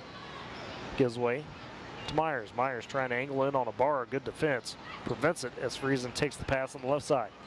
Back up to Myers on the right side, trying to dump into Snyder. Pass batted by a bar, stolen by Mendel. Boomers get one back as Mendel slows it up, goes right side to Treese on the wing. On the baseline to Barra. Top the key to Mendel, dangerous pass. She collects it and then loses the handle of it. It's in the backcourt. Who's got it? Mendel trying to pick it up. It does. It was tipped, so the Boomers able to keep the possession as Mendel gets back across the timeline and get bodied and sent to the floor as Haney and Suzuki close in on. And they get Haney for her second. So we'll see a substitution here. It's Taylor Floyd in for Bailey Nelson.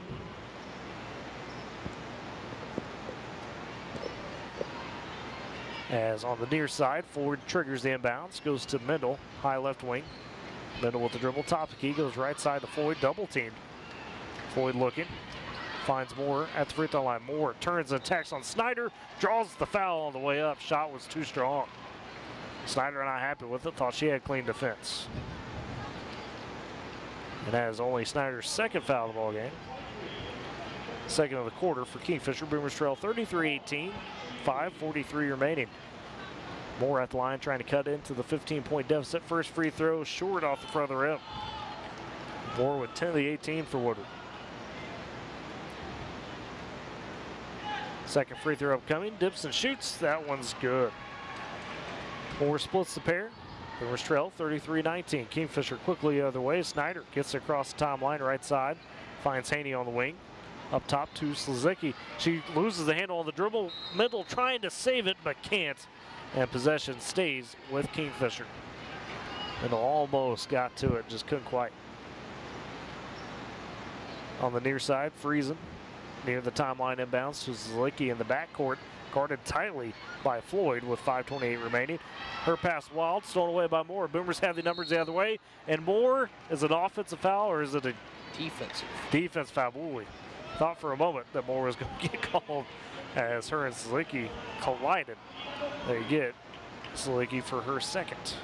Third of the quarter for Kingfisher. Boomers beneath the right block. Treese triggers on the baseline. Goes top of the key to Barra. Barra hands off to Floyd. 5:20 remain in the ball game. Free throw line. Moore takes it, guarded by Snyder. Out to Mendel for the three. Blocked. It was affected by Myers. Rebound scooped up by Haney for Kingfisher. Haney pushes ahead down the left side of the court. Working right to left. Haney guarded tightly by Treese across the timeline. Good defense, but Kingfisher works around to Myers. On the wing, checked by Ibarra.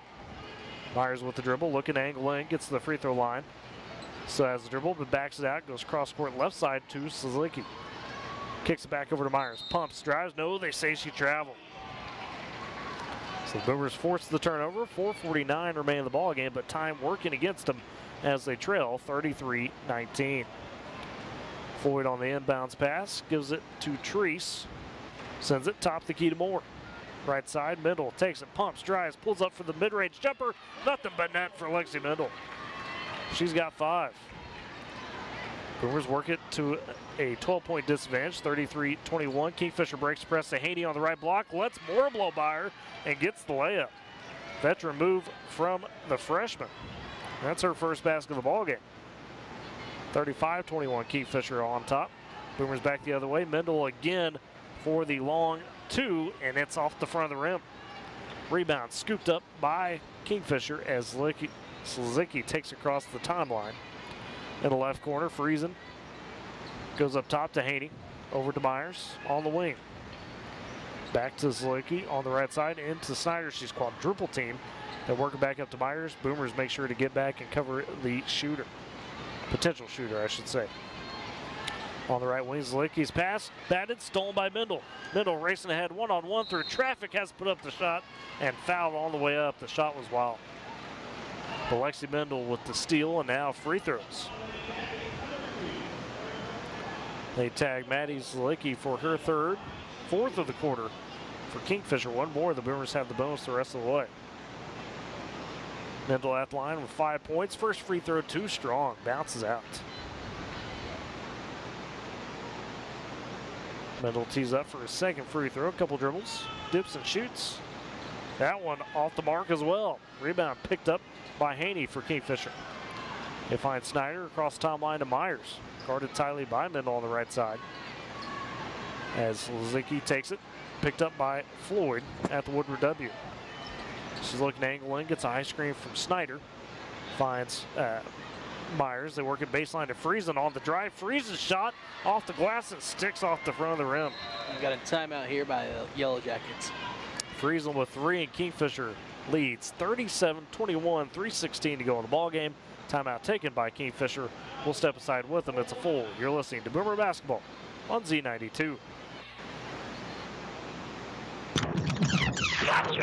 Yo! Sorry, man. I took an upper to stay awake. My heart started pounding, so I took a downer to take the edge off. Honestly, I feel worse now. What? One of my friends overdosed after mixing drugs like that. I don't want that to happen to you. Yeah, I definitely won't be doing that again. Well, let's stay online for a bit so I know you're okay. Yeah, man. Let's go. There is no safe way to mix drugs. Learn more at cdc.gov/stopoverdose.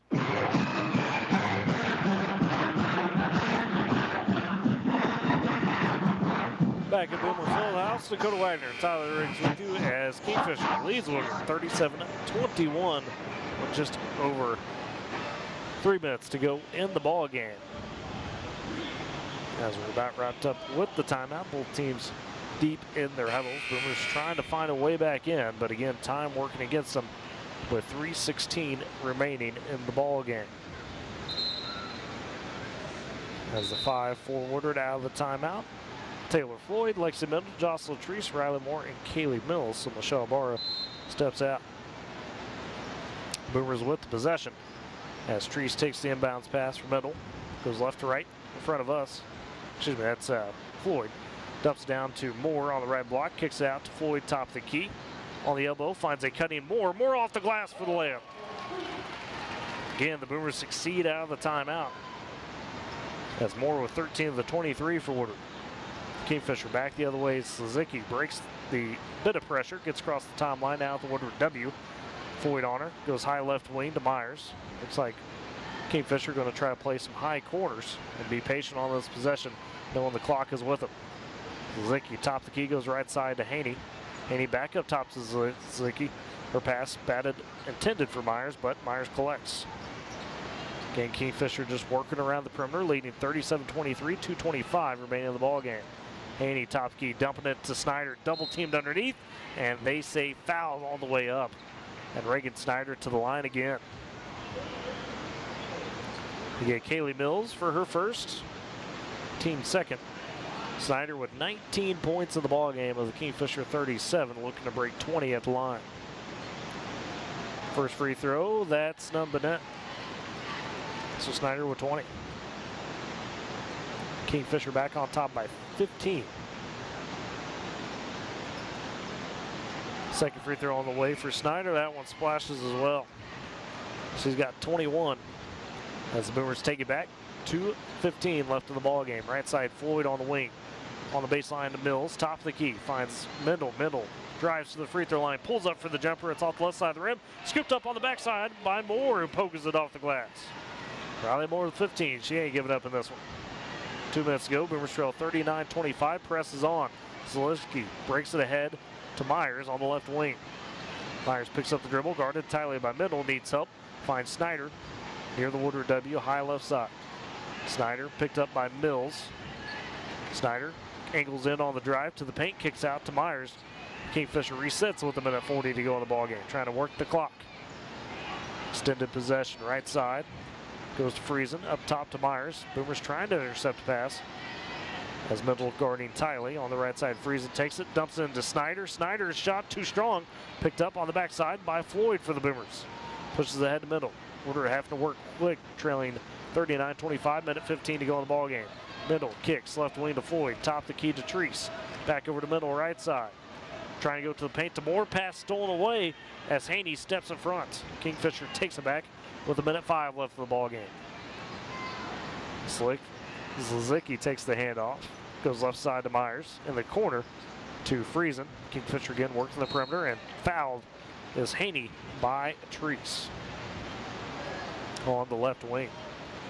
It's only the third team foul of the quarter for the Boomers. And Treese is third. 39-25, Kingfisher on top with 56 seconds remaining, and they've got possession. Lexi Mendel comes out, as well as Taylor Floyd, Bailey Nelson, and Lily Luckett step in. On the near side, Friesen looking inbound for Kingfisher, throws it into Snyder in the backcourt. Snyder picked up by Mills at her own free throw line. Snyder races ahead, gets to the free throw line, kicks out to Haney right side. Top key to Friesen. Kingfisher works at high corners. Top of the key, Slazicki fouled by Treese with 43 seconds remaining in the ballgame. Foul number 4, so one more to give for the Boomers. Another inbound for Kingfisher, goes out to Snyder in the backcourt, picked up by Mills yet again. Mills trying to force the 10 count or the foul, and she fouls. So Mills with her second, and that's team number 5 on Woodward. To the line, Reagan Snyder for Kingfisher, trying to put this one on ice as they lead 39-25 with just 38 seconds left in the ballgame. She's been nothing but net at the free throw line. Just one here or there, but that's about it. Oh, well, they got her there. That one popped out. The old reverse jinx. Talk them up. Only for them to miss. Well, so Snyder misses the first. Just hope she does it again. Second free throw on the way for Snyder. That one rails in. She got 22, and Kingfisher leads by 15 again, 40-25. 38 seconds to go in the ball game. Boomers looking to push quick and see what could happen. As Treese cross timeline, goes high left wing to Middle. Middle trying to drive on Snodgrass, who's in the ball game. Over to Treese, a quick right wing 3. That's high off the rim. And rebound poked out of bounds. They say by the Boomers with 26 seconds left to go. Kingfisher looking to move to 19-4 on the season. This will be win number 13 in a row as Slazicki gets across the timeline. High left wing, sees the double team. They zip it quickly to Friesen with 16 seconds. Back to Slazicki. Guarded tightly by Luckett at the Woodward W at 10. Over on the right side, Luckett trying to swipe at her. Slazicki still with the dribble with 5. And Kingfisher just going to dribble it out. Snodgrass takes it with 2. And that's the ball game. Kingfisher wins it 40-25 over the Boomers. They advance to 19-4 overall. Woodward now 9-14. Let's step aside for a break. Come back with the post-game stats, and we'll get you set for the boys' game ahead. You're listening to Boomer Basketball on Z92 and Boomer TV. Attention Expo Farm Expo exhibitors. Booth space is now available. It's the K101 Z92 Home and Agribusiness Trade Show, and it's coming to the Woodward County Event Center and Fairgrounds April 5th, 6th, and 7th. Now in our 40th year, the show features 2 exhibitor buildings plus outdoor exhibitor space and will host an extensive variety of agriculture and farm equipment. Also, home improvement ideas, clothing, communication, and entertainment products, ATVs, lawn and garden, new and used automobiles, plus arts and crafts and great food vendors. Thousands annually rely on Expo Farm Expo to see a wide variety and selection of products and services that only a show of this size can offer. Booth space is now available by calling 580-256-4101. That's 580-256-4101. Don't miss out. Reserve your space today for the Tri-State's largest spring home and farm show and be part of Expo Farm Expo 2024. Coming to the Woodward County Fairgrounds Friday, Saturday, and Sunday, April 5th, 6th, and 7th. It's food, folks, and fun with K101. This is the story of a very special woman. Just a few knew about her superpowers. In a matter of seconds, she turned herself into a great mathematician. She masqueraded as a regular person at work, but as a superhero at home. Everyone knows her as Gabriella. I still call her Mom. Your hero needs you now, and AARP is here to help. Find the care guides you need to help, complete with tips and resources at aarp.org/caregiving. Brought to you by AARP and the Ad Council. Welcome back as the Kingfisher Yellow Jackets have defeated Woodward on the girls' side tonight, 40-25. Let's take a look at the post-game stats for both teams. On Kingfisher's side, Reagan Snyder, talked about her in the pregame, was big throughout, had a huge second half, finished with 22 points of the Yellow Jackets, 40. Also had 7 from Abby Myers, 6 from Maddie Zlazicki, 3 for Addie Lee Friesen, and 2 for Maya Haney. On the Boomers side, it was Riley Moore with 15 points leading the way, but Lex Mill finished with 5. You got 3 from Jocelyn Treese and 2 from Kaylee Mills, the scoring for the Boomers in Dakota. I mean, credit to Kingfisher. There's a reason they've now won 13 straight. They really locked things down in that second half and found a way to get Reagan Snyder open. That they did, you know. It just kind of seemed like in that second quarter when the Boomers started to make a comeback, you know, Kingfisher acknowledged that, and then they kind of went on a little bit of a run themselves. There in the third quarter, you know, they just held the Boomers, I believe, to just 2 points. And then in the fourth quarter, they kind of closed it out defensively.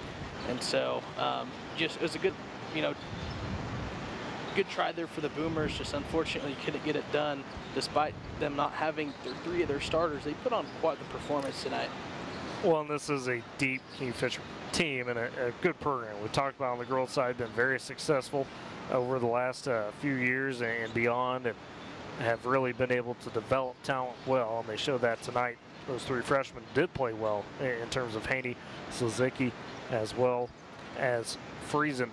You mentioned the third quarter. That was kind of the big difference maker, as Kingfisher did win it 13-2 in that quarter. The fourth quarter, Woodward actually tied Kingfisher 9-9, but the lead was Bill, and Kingfisher just able to keep that bubble, as you were mentioning, in the second half. The Boomers fall to 9-14, entering the playoffs against Weatherford. Kingfisher goes into the 4A playoffs at 19-4, winning 13 in a row. With that, let's step aside for break, come back and get you set for the boys game as Woodward takes on Kingfisher to end the night. You're listening to Boomer Basketball on Z92 and Boomer TV. You tackle an endless to-do list every day. It may seem like a thankless job, but you know better. It's the little things that matter most. That's why you'll appreciate the enduring value of the Michelin Defender tire. Designed for doers like you, Michelin's longest-lasting tire keeps you on the go longer, so you have one less thing to worry about on your next road trip. Stop in today for miles of uncompromised safety and performance. Visit your local Michelin dealer, High Plains Tire, at 2220 Main in Woodward.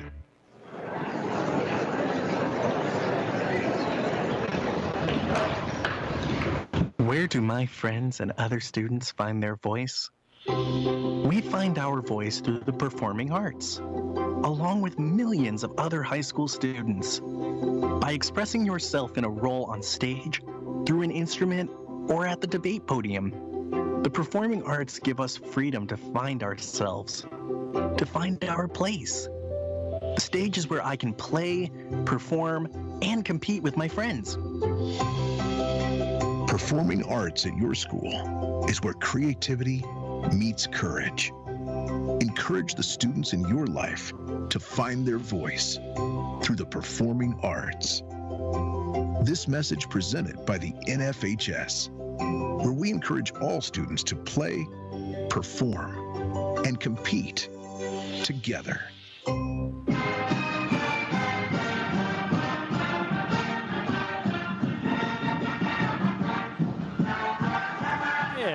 Z92 as the Woodward boys get ready to take on the Kingfisher Yellow Jackets. Dakota, as we talked about at the top of the broadcast, Kingfisher comes into this ball game at 6-16 overall. Kind of similar story to Woodward to start the season, where pretty much all their top guys, and maybe even more so in the Boomers, their top 7, did not return from last season. So it really came into the year trying to find who were going to be the next generation, who's going to be those next contributors for the Yellow Jackets.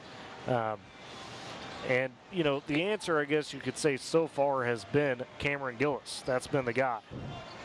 And he has stepped up in a big way, especially down the stretch. I mean, they're 4-4 over their last 8, and Gillis, the senior forward, has had multiple nights where he's been responsible for half or more of their points. I mean, he's really put it on and has been a consistent guy, but unfortunately for Kingfisher, they just haven't found that second, third leading man. You know, some nights guys will be there, some won't. I mean, against Woodward back in the Winter Classic, it was Jake Reagan and Jet Birdwell, 19 and 16, that led the way, but since then they've kind of haven't quite found their stride, you know.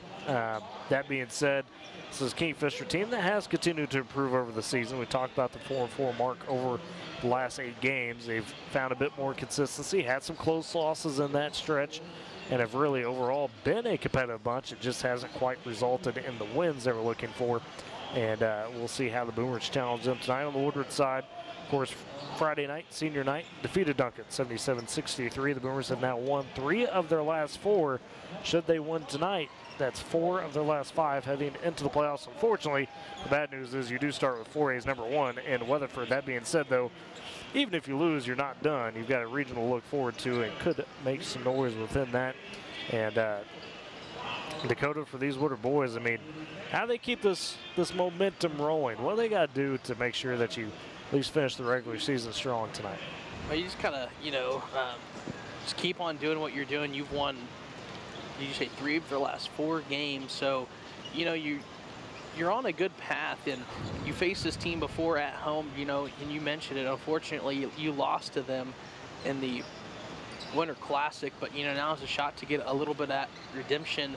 Our boys have been working well together, you know, finding creative ways to score offensively and then transitioning into that to defense. And so if they can just, you know, play a good, strong game here tonight and come out with a victory, they're going to have a tough opponent Friday, though. Yeah, for sure. But, you know, you mentioned the working together for Woodward outside the Kling game recently, where you had Ethan Deal with 30 and Gage Hutchins with 17. Other than that, it's really been a team effort where you'll have 2, 3, 4 Boomers, sometimes the double figures. A lot of guys, you know, with your 7 or 8, start adding that up, you get 4 or 5 guys at 8, 9 points. You're getting close to 60 or to 50 and 60 points a night just off that production alone.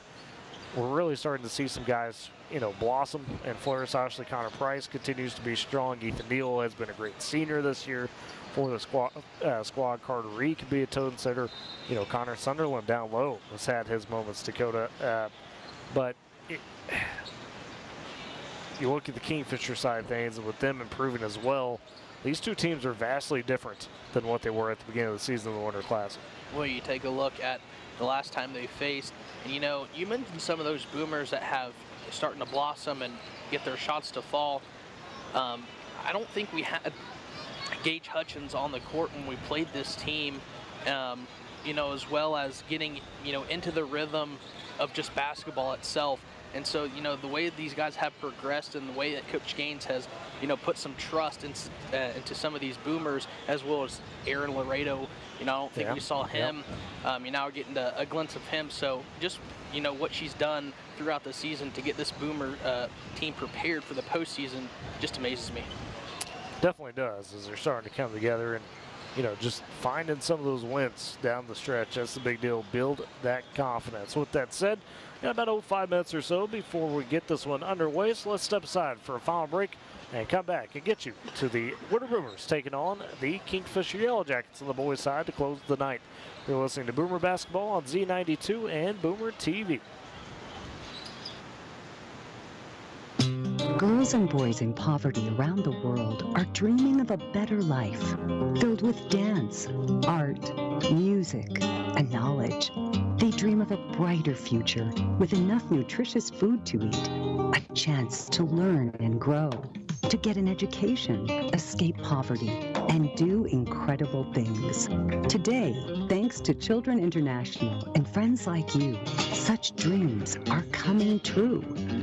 Together, we give children a chance to set their sights high and succeed in school and in life by ensuring that they have access to healthcare, education, life skills, and so much more so they can grow, thrive, and believe in themselves. Learn more about Children International and join us in our life-changing work at children.org today. Together, we can help end poverty for good. My dad, he's a double amputee, and he's one of my favorite people in the world. To me, a hero is someone who fights for our country and freedom. My dad is a hero. Most of our troops built this house, and my dad can get through the wide doorways. He can reach anything. Homes for Our Troops builds and donates specially adapted custom homes nationwide for severely injured post 9/11 veterans and enables them to rebuild their lives. Join our mission at hfotusa.org.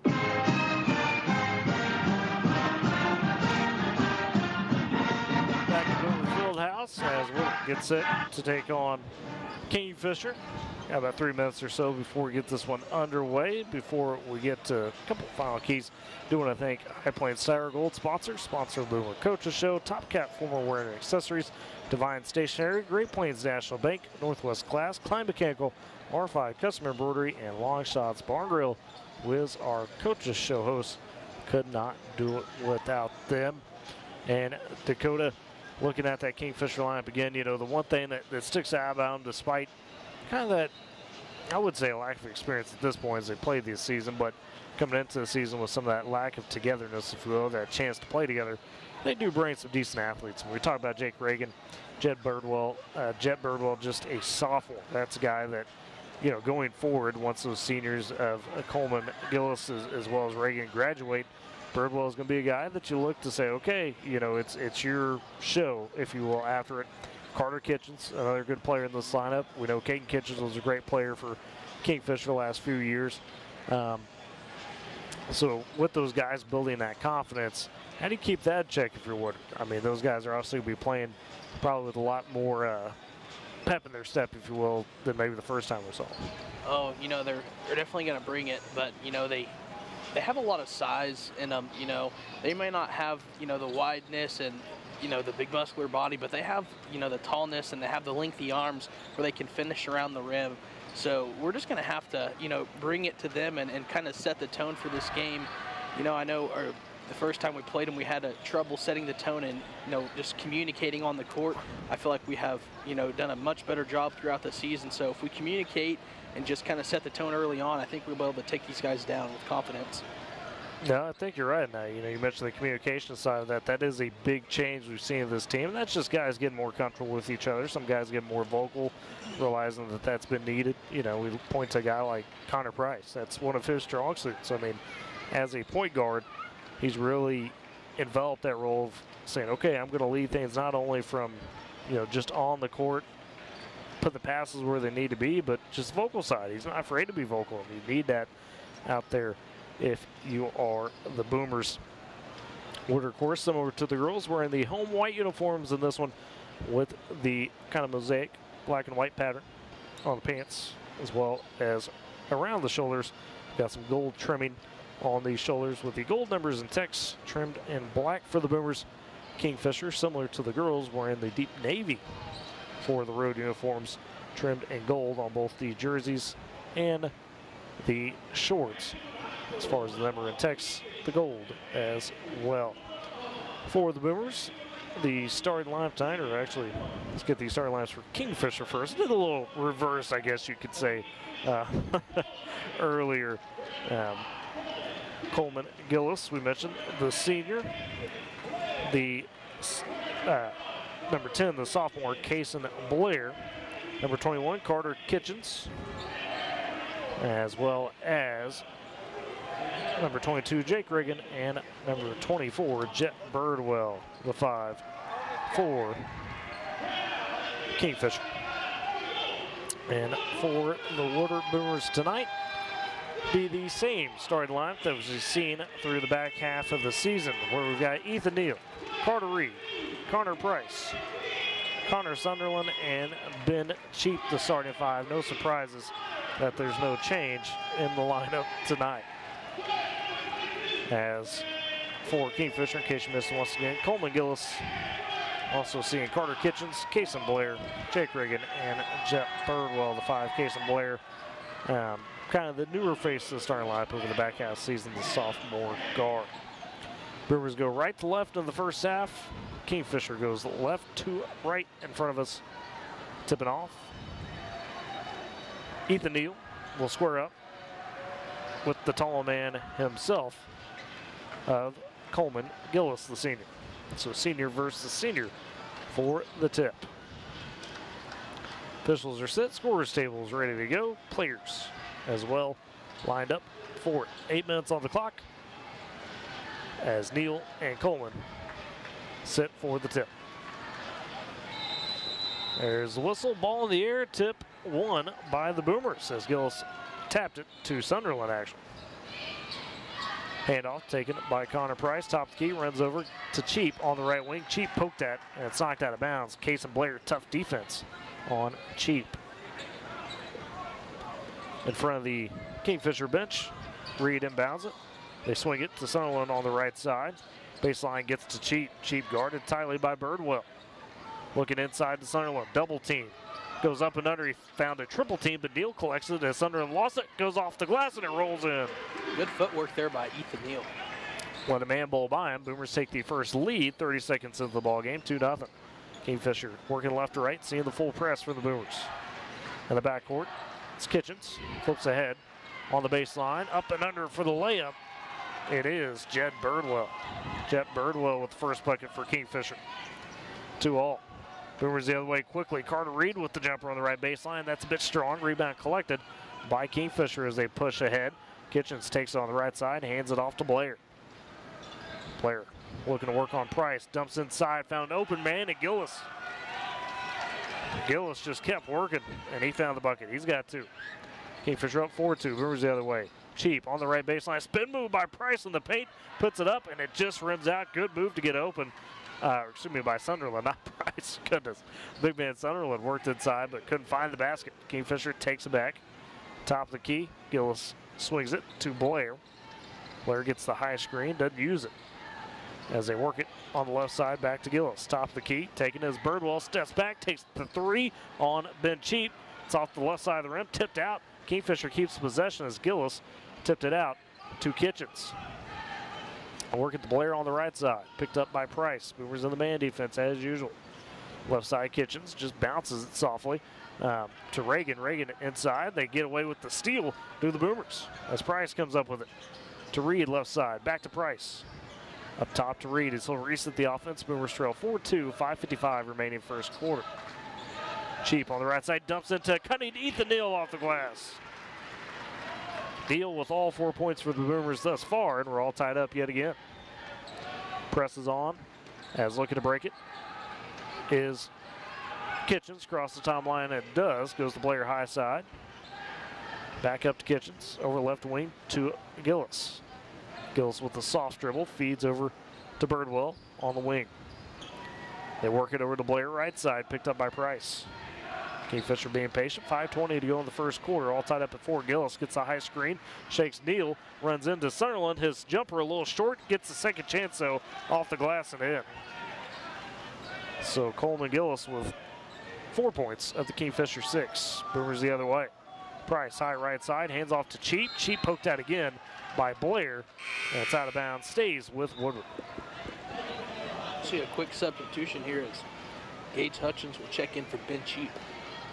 Those two essentially split minutes. As in front of the Kingfisher bench, Reed finds Neal, hands off to Price, top of the key to Sunderland at the free throw line, looking for Hutchins on the baseline, pass batted out of bounds by Kingfisher. Boomers keep it. 4:57 remaining first quarter. Boomers trail 6-4 beneath the right block. Reed goes top of the key to Price, a deep three, that's off the mark. Out of bounds, back to Kingfisher. Price kind of knew that one was off when he launched it. Yeah, just unfortunate there. Inbound for Kingfisher.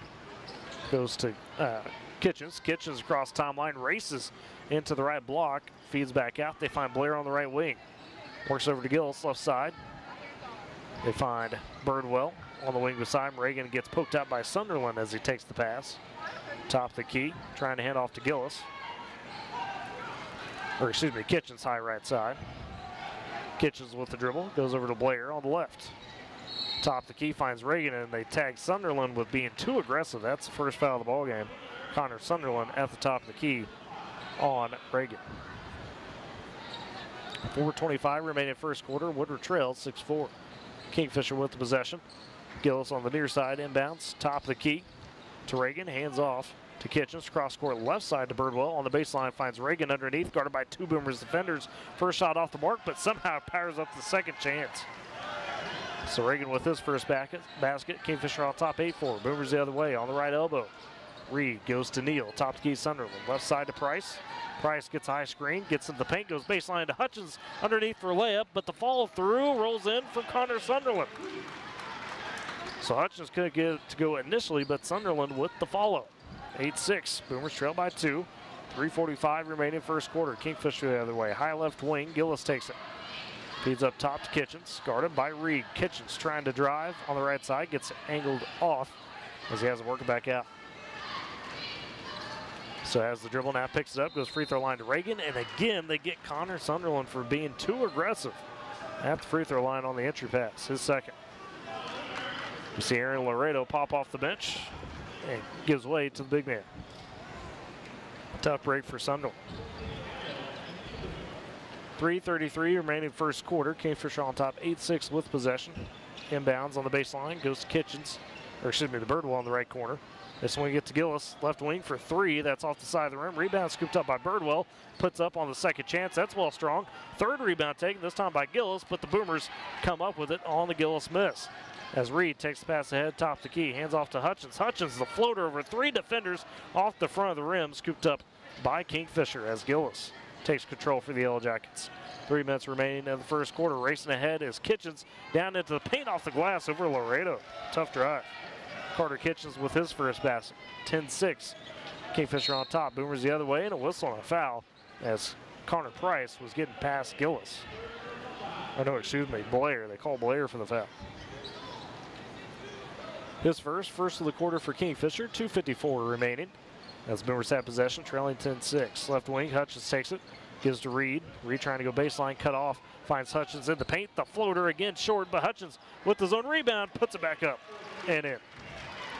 So Gage Hutchins with his first basket, cuts it back to a 2-point deficit for the Boomers.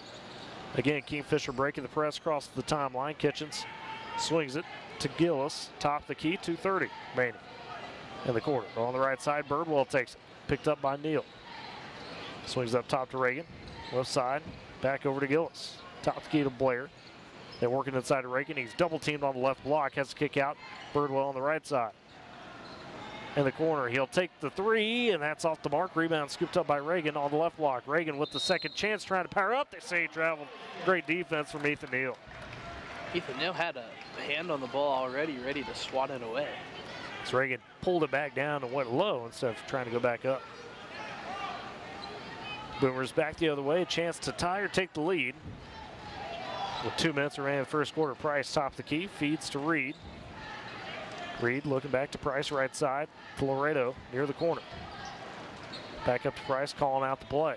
Goes Laredo right side on the baseline. Hutchins, the give and go back to Laredo, trying to power up in traffic.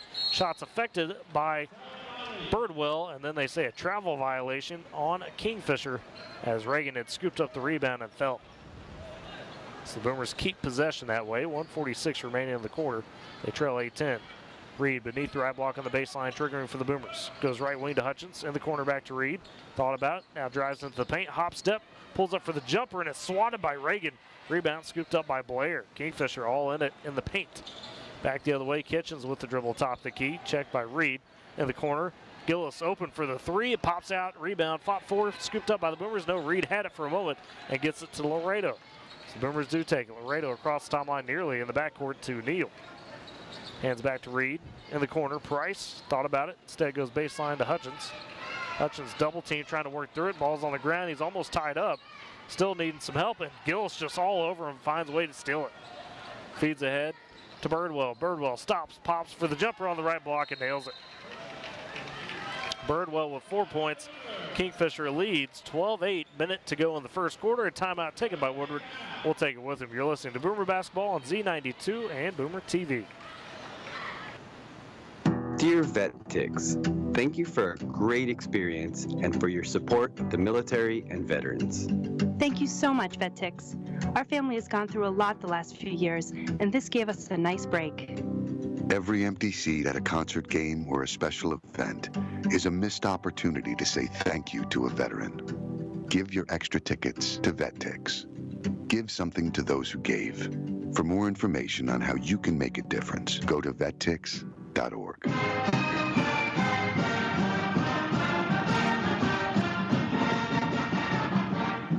Back at Boomer Fieldhouse as Kingfisher leads 12-8 over the Boomers, meant to go in the first quarter. Out of the timeout, Boomers with the possession, looking to cut back into the deficit. Ethan Neal on the baseline, hands off to Connor Price, who walks up the court, now jogs up to Neal right side. On the wing, top the key to Hutchins, swing it to Price, in the corner to Laredo. Boomers working the perimeter, Kingfisher with the zone, 2-3. Neal takes on the right wing, dumps it on the elbow to Reed. Reed trying to drive into the paint, ripped at. Stolen away, yes, by Kingfisher as Birdwell scoops it up. Kingfisher forcing a couple of turnovers early. On the right side, Birdwell goes top the key to a new Yellow Jacket in the ball game, and Ethan Karcher, the senior. They swing into the corner.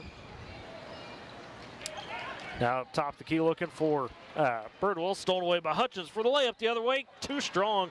Good recovery defense by Karcher, forces the miss, and Kingfisher scoops it up. They've also got Jackson Wilbanks in the ballgame, the sophomore, as well as Matthew Mecklenburg. 6 seconds, Kingfisher the other way, dumping it down to Gillis underneath for the layup. It's off the mark, good defense for the Boomers. 1 second and a whistle and a foul on the loose ball with a half second to go in the quarter. Won't result in the basket for the Boomers, but they draw the foul on Gillis, his first.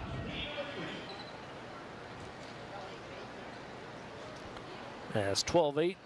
Half a second to go in the first quarter. Inbounds, Price launches at the buzzer. That's too strong, and that's what will send us to the second quarter. Woodward trails 12-8 to the Yellow Jackets. We'll step aside. You're listening to Boomer Basketball on Boomer TV and Z92. Life never stops moving. Between the 30-minute commutes, daycare pickups, and that weekend trip to Grandma's, you're racking up the miles. What you need is a tire that can keep up, like the exceptionally long-lasting Michelin Defender tire. With an 80,000-mile warranty and the safety you expect, you can lose track of the miles and focus on what really matters, the memories made along the way. Stop in today at 2220 Main in Woodward to see your local Michelin dealer, Pike Lanes Tire. The next disaster is coming. The time to get ready is now. Make a plan. Choose meetup locations and keep a contact list. Build a kit with food and water. Don't forget your pets. Keep extra medicine on hand. Make copies of key documents and keep them somewhere safe. Stay informed, learn about local hazards, and sign up for alerts. Be ready. Learn more at americares.org/sendusin.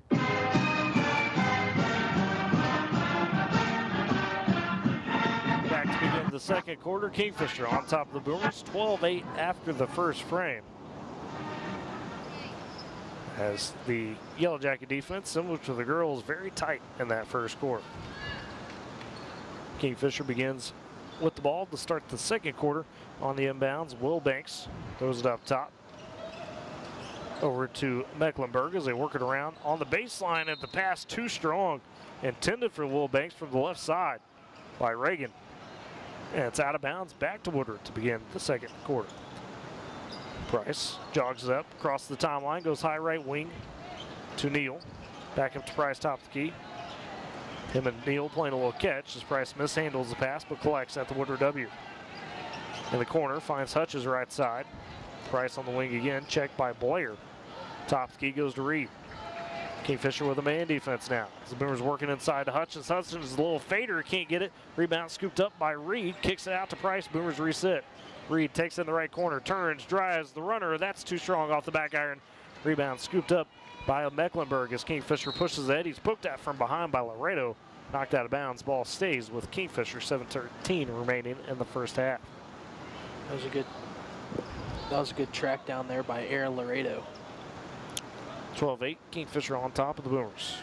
As they've got the inbounds, Wilbanks goes into Mecklenburg. Across the timeline, back to Wilbanks' right side. He's double teamed by Reed and Laredo. Trying to dump in the paint, pass bad. Stolen by Laredo. Feeds ahead to Reed. Down the left side for the tough layup. Too strong. The second chance by Hutchins. Rails around and goes in. Extra effort there by Gage Hutchins. That's all he is. 12-10. Hutchins with 4. Boomers trail by 2. Now with the press on Kingfisher. Reagan loses it but collects it. They get it ahead to him on the left side after flipping it back to Blair, top of the key. Blair hands off to Mecklenburg. Guarded by Hutchins as he goes left side to Reagan. In the corner, finds Wilbanks. Top of the key, back up to Carter. Checked by Laredo. And off to Mecklenburg, looking to drive on Hutchins to the free throw line. In the paint, up and under for a tough layup, but can't get it. Rebound collected by Neal for the Boomers. Price takes it from Neal. Back to Neal, just below the free throw line. Gets cut off. Price top of the key. Inside to Hutchins, who is trailing off the glass. Too strong. Rebound tipped to Reed from Kingfisher. He banks it off the glass. It rolls out from the left side. Rebound fought for and scooped up by the Yellow Jackets as they continue to lead 12-10. 6:08 to go in the first half. Blair takes it down the left side, racing ahead with numbers, dumps it down to Wilbanks. His layup too strong, but Blair on the follow-through rolls it in. Neal was trying to take the charge, but to no avail. So Blair with a couple points. Kingfisher makes it 14-10. Boomers the other way. Price top of the key. Goes right wing to Reed in the corner to Laredo. Picked up by Karcher. Finds Neal cutting into the paint. Neal, a nice move, gets up and under for the layup, but it's too strong as he gets sent to the floor. Rebound scooped up by Blair. Races ahead again, but the pass, a miscommunication between him and Mecklenburg, goes out of bounds instantly for the Boomers. So the Boomers catching a little bit of a break. Some quick substitutions for Kingfisher. The trio of usual stars back in, and Birdwell, Kitchens, and Gillis. Boomers take it back though, trailing 14-10, 5:30 left in the half. High left side, Reed takes the pass, goes right side to Price, trying to dump down to Neal on the cut. He just gets hammered on the baseline before he can even catch it. See who they get on that foul. And they get Jake Reagan. It's his first of the quarter as Mecklenburg steps in for Wilbanks. And off the inbounds, we got a little kid running across the court. Uh-oh. Had to stop play real quick. Had a kid sprint from one side to the other on the back side of the court, away from the action, so we're good. Beneath the left block, Price inbounds goes high, or excuse me, right block goes high left wing to Hutchins on the right side to Neal. Neal finds Hutchins trying to cut, loses the handle. He took a bump from Gillis, and Gillis scoops up the steal. Kingfisher takes it back as Gillis hands off to Kitchens across the timeline. Feeds to Mecklenburg left or on the right wing, top of the key to Reagan. Back to Mecklenburg, checked by Price. Looking top of the key. Kitchens for the 3, airballs it straight away. Goes back to Woodward as Ben Cheap comes in for Hutchins. The student section's going to let him know about that one. Of course, you got to on the airball. So Boomers get back trailing 14-10 with 4:55 remaining in the half. Price jogs up the court on the slow dribble. Goes left wing to Reed. On the baseline to Laredo in the corner. Top of the key to Cheap in the paint to Neal. Neal trying to work in space. Puts up the runner, and that's off the glass off the rim, but he was fouled on the way up. And Ethan Neal heads to the free throw line with 4:44 remaining in the half. Second foul charge to Jake Reagan. Second of the quarter for Kingfisher. Neal at the line with 4 points. First free throw rows around and it rolls out to the left. Tough break. So looking for the second free throw is the senior. A dribble, dips and shoots. That one splashes. Neal splits the pair, makes it 14-11. Boomers still trail by 3. Full court press is on for Kingfisher, or for the Boomers against Kingfisher, I should say. Kitchens in the backcourt. Works over to Mecklenburg, across the timeline to Birdwell. Birdwell picked up by Cheap. Has to go top of the key to Kitchens. They sit the offense. Feeds over to Mecklenburg. Checked by Price. Free throw line goes to Giles. Back up top to Mecklenburg. Takes the deep straightaway 3. That catches left side of the rim. Goes out and eventually rolls out of bounds as Birdwell couldn't save it. So the Boomers get it back. 4:15 to go in the half. Got a shot at tying this ball game with a 3-point basket. Or cutting it to 1. Price top of the key. On the right side with Reed up top to Cheap. They swing to Price left side. He takes the 3. That's off the mark. Rebound scooped up underneath by Kitchens. Kitchens, though, turns it over, gives it right to Price underneath the basket. Feeds to Laredo. That pass batted. It was intended for Neal. Stolen away by Kingfisher again as Giles takes it. Finds Mecklenburg. Races across the timeline into the paint. The Eurostep. And they say a push on the Boomers on the floor before the shot by Mecklenburg. Let's see who they get. And they get Neal for the foul. That's surprising. So his first. It's on the floor, not a shooting foul. Said it was on the floor. So I'm not sure why they count to the basket. Made the basket. Didn't see that. Goodness. So Mecklenburg with the made shot gets the and one. Makes it 16-11. As Mecklenburg sits up for the free throw, and it's too strong off the back iron. Rebound taken by Neal. Boomers will push back, trailing by 5. 3:45 remaining in the half. Top of the key Price goes right wing to Cheap. To Neal on the elbow. Top of the key to Reed, trying to drive. Gillis right there on him. Right side, Cheap takes the 3. That rams around. It goes in. It took a minute, but it got there. Been Cheap with the bucket. His first of the night. Cuts back to 2, 16-14. Kingfisher trying to break the press. They do. Ahead to Giles right side. Spins at the paint over Neal for the long jumper, and it gets tipped in by Ben Cheap. Wow. Unfortunate for the Boomers. Makes it 18-14. We'll just give that one to Giles. They dump it down to Neal the other way. On the right block, floats it in. So Neal with the answer. He's got 7. They actually credit the basket to Birdwell underneath on the tip in for Kingfisher. So 18-16, Boomers by trail by 2. Kingfisher the other way on the right side. Birdwell thinks about the 3 in the corner. Instead, backs it out with 2:50 remaining in the half to Kitchens. Hands off to Birdwell. Picks up his dribble, needs help. Cheap on him. Finds Reagan. Down low. Giles trying to work on Price, and that's a bit of a size mismatch as Giles draws the foul. Price did force the miss. It's going to be Price's first foul. Boomer's second team foul in the quarter. Kingfisher was looking for that one and found it. As Giles has the line with 4 points. Thus far, first free throw, rims out. Caught the front, hit the side, popped out. Remains 18-16, Boomers trail by 2, 2:41 left to go in the first half. Second free throw for Giles on the way, splashes home. And a timeout taken by Kingfisher, a full one taken as they lead 19-16 over the Boomers. We'll step aside with them on the break. You're listening to Boomer Basketball on Z92 and Boomer TV. My son Aiden has asthma. Secondhand smoke has triggered his asthma so bad to the point where he had to end up in the emergency room. And he has spent multiple nights in intensive care. Now he's on a whole bunch of medications. My tip to you is, don't be shy to tell people not to smoke around your kids. 4 out of 10 U.S. kids are exposed to secondhand smoke. If you or someone you know wants free help to quit smoking, call 1-800-QUIT-NOW. A message from the Centers for Disease Control and Prevention.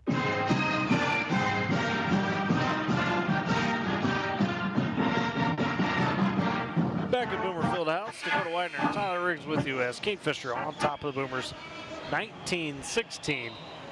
And the Boomers have the possession of the timeout. As currently, you know, we were talking about Giles kind of being the lead guy for Kingfisher. They've got a little help. Jed Birdwell with 6, Giles with 5. That's 11 of the 19. A couple buckets spread between the rest of the Yellow Jackets. For the Boomers right now, leading the way, Ethan Neal, the senior, with 7 of the 16. As the Boomers will have it in the front court. Neal inbounds to Price with the slow dribble and the jog across the timeline. Runs over to hand off to Cheap. Goes right side to Neal on the wing. To Reed in the deep corner. Price for the 3. That's off the side of the rim. Neal tries to fly in for the board, but gets tipped away from him. Scooped up by Kingfisher as Mecklenburg takes the handle. Checked by Reed. Nearly full court. Mecklenburg trying to work to the timeline. Feeds to Giles, who does get across. He's poked out by a couple of Boomers. Gets right by the right block. Kicks in the corner. 3 on the way from Kitchens. And the rebound fought for between 2 Kingfisher teammates. And it's out of bounds. They say sticking with Kingfisher. They do. Gage Hutchins will check into the ball game as Aaron Laredo will check out. So there's your substitution. As Kingfisher does keep the possession beneath the right block, Mecklenburg looks to inbounds. Throws out in the paint to Gillis. Gillis hops into Hutchins, goes for the shot, doesn't stick, but he's fouled on the way up. Coleman Gillis just getting to the net right now. Hutchins steps in and draws his first foul. Gillis thus far with 5 points, looking to add. First free throw, rims out. So it remains 19-16. Kingfisher on top of the Boomers, 2:07 left in the half. Gillis, a couple dribbles. Second free throw, that one goes. So he's got 6, and the Boomers trail by 4. Back the other way they go, top of the key. Price, they swing in the corner to Hutchins left side. Goes up to Cheap, near the Woodward W, right side to Price. In the corner to Hutchins, back up to Price. Work it to Reed, top of the key, looking to drive. Kingfisher packing the paint, kick out. Cheap for 3, left corner, rattles in. Cheap with 2 big threes in the quarter has cut it back to a 1-point deficit, 2019. Boomers on the press. Price pokes at Kitchens, didn't get the steal as Mecklenburg takes the handoff from Kitchens, races across the timeline left side in the corner. Finds Birdwell, cross court right side to Mecklenburg on the Jimmy Peck Court logo, checked up by Hutchins. Mecklenburg dribbles it back to the Woodward W. Minute 20 left in the half.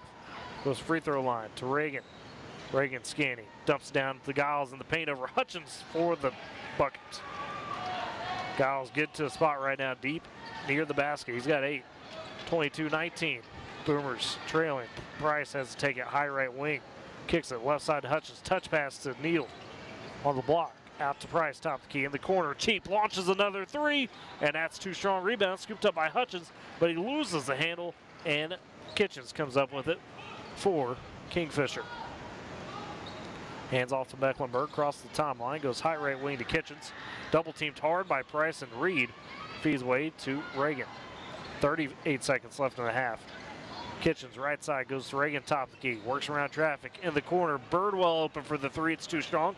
Backside rebound, fought for. Hutchins scoops up for the Boomers. He races ahead.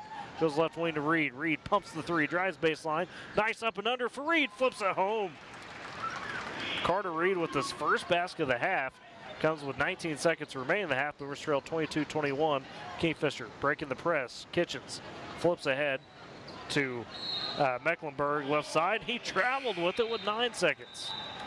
Boomers may have an opportunity to take the lead for the end of the first half, Tyler. What they do is Giles steps out, as well as Mecklenburg gives way to Wilbanks and Blair for Kingfisher. Boomers go full court in 9 seconds as Neal rolls it to Price. Price waiting to pick it up. Will be met half court by Kitchens. Price picks up right side. 7 seconds, goes to Cheap on the wing. 5 seconds in the corner to Price, poked at by Kingfisher, and Birdwell knocked out of bounds with 4 seconds. Boomers keep possession, but will be an awkward, deep far corner inbounds. Kind of in front of the Kingfisher bench as Reed will take it to Trigger. 4 seconds remain in the half. Boomers could take the lead. Inbounds goes to Cheap, right wing. Hutchins, left side. Price at the buzzer for 3. Banks home! Connor Price nailed it at the buzzer. And the Boomers take the 24-22 lead over Kingfisher into the half. We'll step aside. You're listening to Boomer Basketball on Boomer TV and Z92.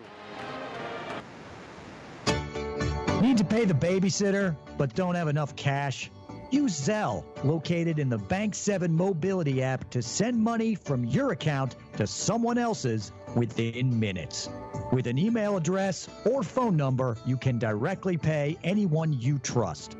Zelle is fast, safe, and free.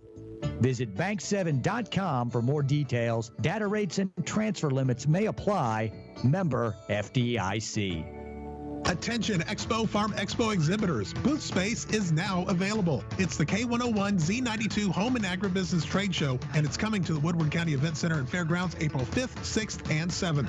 Now in our 40th year, this show features 2 exhibitor buildings plus outdoor exhibitor space and will host an extensive variety of agriculture and farm equipment. Also, home improvement ideas, clothing, communication, and entertainment products, ATVs, lawn and garden, new and used automobiles, plus arts and crafts and great food vendors. thousands annually rely on Expo Farm Expo to see a wide variety and selection of products and services that only a show of this size can offer. Booth space is now available by calling 580-256-4101. That's 580-256-4101. Don't miss out. Reserve your space today for the Tri-State's largest spring home and farm show and be part of Expo Farm Expo 2024. Coming to the Woodward County Fairgrounds Friday, Saturday, and Sunday, April 5th, 6th, and 7th. It's food, folks, and fun with K101.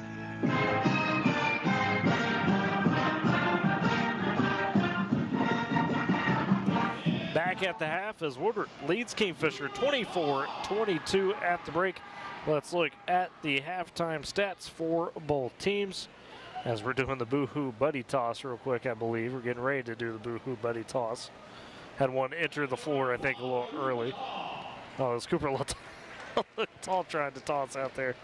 Anyways, for the Boomers at the half lead the way, Ethan Neal with 7 points. You've also got 6 from Ben Cheat, 4 for Gage Hutchins, 3 for Connor Price. That banked home 3 to end the half. Couple for Carter Reed as well as Connor Sunderland. On the Kingfisher side, Coleman Gillis talked about him in the pregame. The senior had been carrying the load for the Yellow Jackets. He's got 8 at the half, 8 of their 22. And you've got 6 from Jet Birdwell, the 2 leading scorers for Kingfisher. As if you're watching on Boomer TV, here comes the Boo-Hoo Buddy Toss. All the stuffed toys go onto the court. A decent smattering. From the rafters they come. Oh, somebody's got a good arm, just launched a cross court. Wow. Hitting the Boomer bench. Now they're trying to make it into the basket. Okay. So a decent amount of toys come onto the court.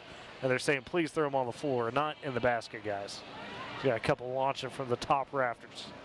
The Boo-Hoo Buddy Toss, those all will be collected, all these stuffed animals, and be sent to the Woodward Hospital Emergency Room. It's kind of a donation there. And also there was a drawing to win the gift card. Didn't quite catch who won the gift card. But always a fun deal to see, Dakota. And as we're, speaking about that, we just had a promposal from the band section. Promposal, okay. Yeah. There you go. Everything happened tonight. Oh, yeah. At the Boo-Hoo Buddy Toss. Well, at the half, Woodward leads Kingfisher 24-22 on the boys' side. Let's take a break. Come back, get you set for the second half. You're listening to Boomer Basketball on Z92 and Boomer TV. You tackle an endless to-do list every day. It may seem like a thankless job, but you know better. It's the little things that matter most. That's why you'll appreciate the enduring value of the Michelin Defender tire. Designed for doers like you, Michelin's longest-lasting tire keeps you on the go longer, so you have one less thing to worry about on your next road trip. Stop in today for miles of uncompromised safety and performance. Visit your local Michelin dealer, High Plains Tire, at 2220 Main in Woodward. You guys just didn't want it bad enough. That should have been an easy win. What were you doing out there? You got to hustle. You could have made that play if you'd been open. On the car ride home after the game, when you think you're helping by telling me what I did wrong and what I need to work on, all I hear is that I'm not good enough, that I'm supposed to be perfect, that it's not okay to lose. On the car ride home, all I need to hear is how much you love me and enjoy watching me play, that my worth isn't determined by my performance, that even on my worst day, I am worthy, that you see me learning, growing, and doing my best, and that is enough. This message presented by the OSSAA and the Oklahoma Interscholastic Athletic Administrators Association.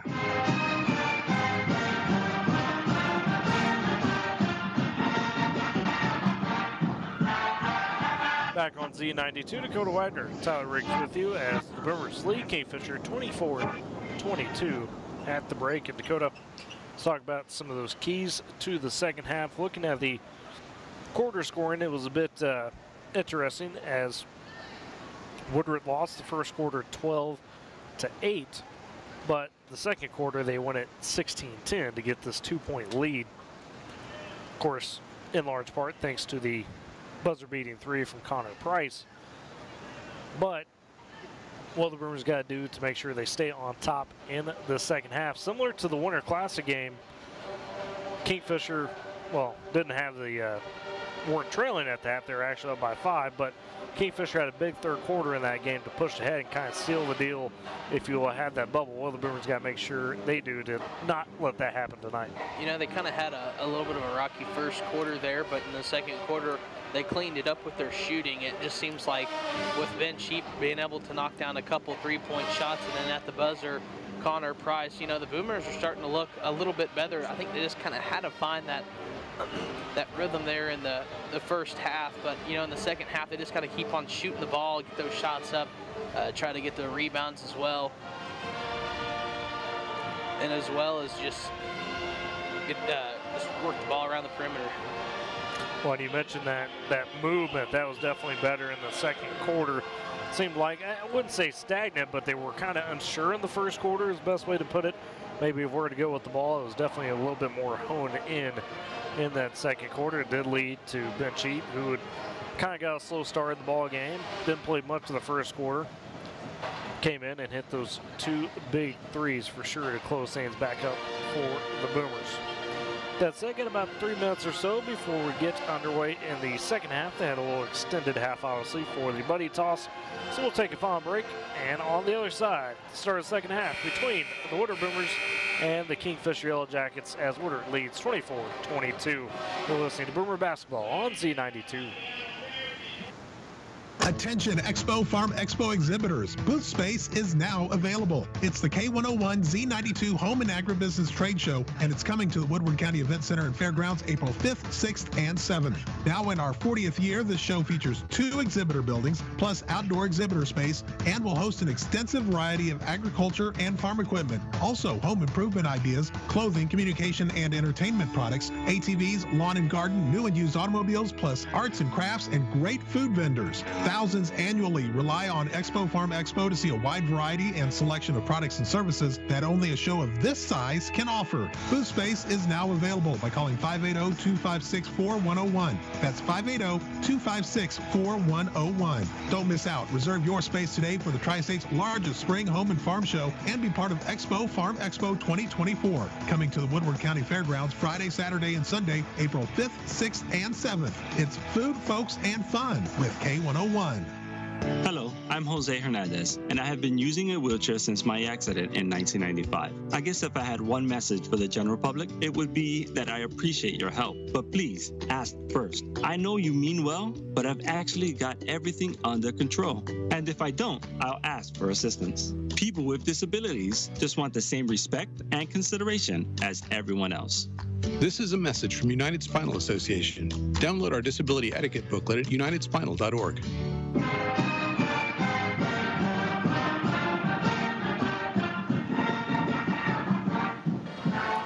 Back on Z92 as both teams out of the locker room finally getting some warm-up shots in.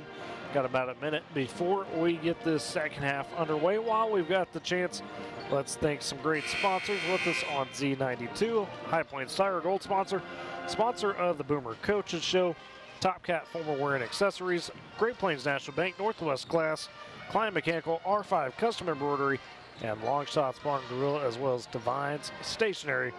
Can't do it without them. We'll be at Long Shots tomorrow night for the Coaches Show. Catch up with both squads to recap basically the end of the regular season, obviously, and get set for the district and regional, which will take place over this Friday and then into next Thursday, Friday and Saturday. And for the Boomers, the starting 5, if you will, back on the court of Connor Sunderland, Ethan Neal, Carter Reed, Ben Cheap, and Connor Price. Kingfisher answering with their starters of Carter Kitchens, Jet Birdwell, Jake Reagan, Kason Blair, and Cameron Giles. As the Boomers begin with the ball to start the second half, they work left to right in front of us. Kingfisher goes right to left.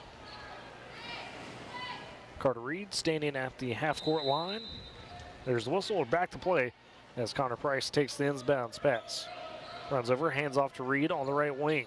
Reed works around the left side, gets a couple of screens, working into the paint, angles back out to Neal. Left corner for the 3, it rims out. Rebound fought for, scooped up by Blair for Kingfisher. Feeds ahead to Kitchens. Kitchens across the timeline, top of the key. Gets checked up by Price. Finds Gillis at the W, picked up by Neal. Gillis looking to work on the right side. Bounces baseline to Blair, who cut off the double team. His shot too strong. Defense by Sunderland. Scooped up by Price for the Boomers on the rebound. Price pushes ahead, goes left side to Reed. In the corner, Neal dumps into Sunderland. Sunderland turns, tries for a shot. Swatted on the way up, and then collected by Kingfisher and Blair. 24-22, Boomers on top as we begin the second half. 7:10 remaining third quarter. Gillis top of the key, goes right side. Cheap guarding tightly. Hands off to Reagan. Reagan picked up by Sunderland. Top of the perimeter, hands off to Birdwell. Birdwell drives, kicks to Gillis, right side. Works around the top as Kitchens gets into the paint, pulls up for the little tough runner and splashes it home. Kitchens with the hand up, able to splash it. He's got 4 and we're tied up again. Boomers the other way. A turnover is Neal trying to find Cheap on the baseline, taken by Kingfisher. As Kitchens gets across timeline with the crossover on Reed. Reed, though, poking at him as Kitchens collects and feeds back to Blair. They work right side to Gillis, picked up by Price. Gillis' pass poked out by Sunderland, racing out for the steal. He got it and then took a foul. Excellent effort from the big man, Connor Sunderland, as he drew the foul on Reagan. Either way, it was a smart play by Sunderland, and he got the contact drawn, but that was just a smart play, just trying to throw it off the body. Yeah, he did try to finish that throw off the body. He got the foul called, though, so it worked out. Boomers on the inbounds to get Reed left side to Neal in the corner. Back up top to Cheap. Works over to Price at the Jimmy Peck Court logo right side. Finds Neal top of the key, looking to explore. Gets a high screen, rolls around it. Trying to dump it to Sunderland and missed him. Going to the baseline. Could have been open for the layup. Instead, turnover for the Boomers as Ben Cheap comes out and gives away to Gage Hutchins. So Kingfisher back the other way with 6:08 remaining third quarter, tied up at 24-all on the inbounds. Carter Kitchens trying to break the press for Kingfisher. It does. So he finds Gillis on the right side, high wing. Gillis hands off to Blair, rolls around the top, feeds to Kitchens, left side to Birdwell near the corner. Birdwell dribbles it over to Reagan, top of the key. Reagan turns, drives at the paint through 2 Boomer defenders, pushes it up, draws the foul. Didn't get the shot, but Jake Reagan to the line for 2 free throws. They're going to get Ethan Neal on that one. He'll be his second personal, team first. It is such. And Reagan at the line for 2 shots with 2 points. Could break the 24-all tie. Couple dribbles, dips, and takes his first free throw, splashes home. So Kingfisher retakes the lead, 25-24. So we'll have a substitution for Kingfisher for, it looks like, the shooter.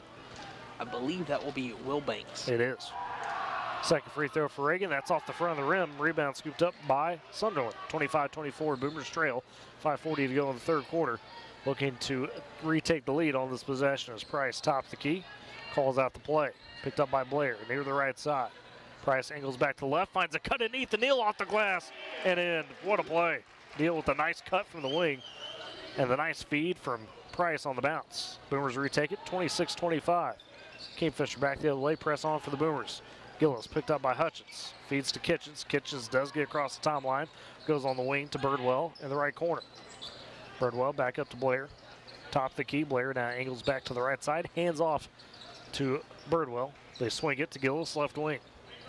Gillis going to Reagan on the elbow. Reagan turns, drive, gets in the paint through Boomers defenders and powers it home. Jake Reagan off the left side. He's got 5. 27-26. Kingfisher back on top. 4:50 to go in the third quarter. Price on the right wing, trying to drive baseline. Gets cut off, still has in the corner with the dribble. Goes to Neal, top key, back to Price. Drives baseline, kicks inside to Sunderland. Sunderland the spin and the shot for the basket. Nice move, footwork from Connor Sunderland, as he's got 4. 28-27, Woodard back on top. Again, the press on. Kitchens trying to dribble through it. Loses the handle momentarily. Collects, sends it to Blair. Out to Birdwell, left side across the timeline.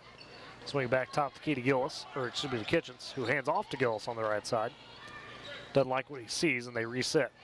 4:10 to go in the third quarter. 28-27. Kingfisher leads in a travel as Reagan and Birdwell, or Kitchens, collide with each other and force the travel of Reagan. Wilbanks checks in, as well as Becklenberg for Kingfisher. Boomers back the other way with the 28-27 lead. 4 minutes remaining in the third quarter. Price slowly dribbles up the court, goes right side to Reed in the corner. To Hutchins, in the paint to Neal. He's double team, has the feed back to Reed in the corner. Reed drives from the right side, pulls up for the jumper. It's off the mark. Rebound on the backside collected by Neal, and he's fouled on the way up. And Ethan Neal to the free throw line on the second chance. And that is the second foul on Coleman Gillis. Second of the quarter for Kingfisher.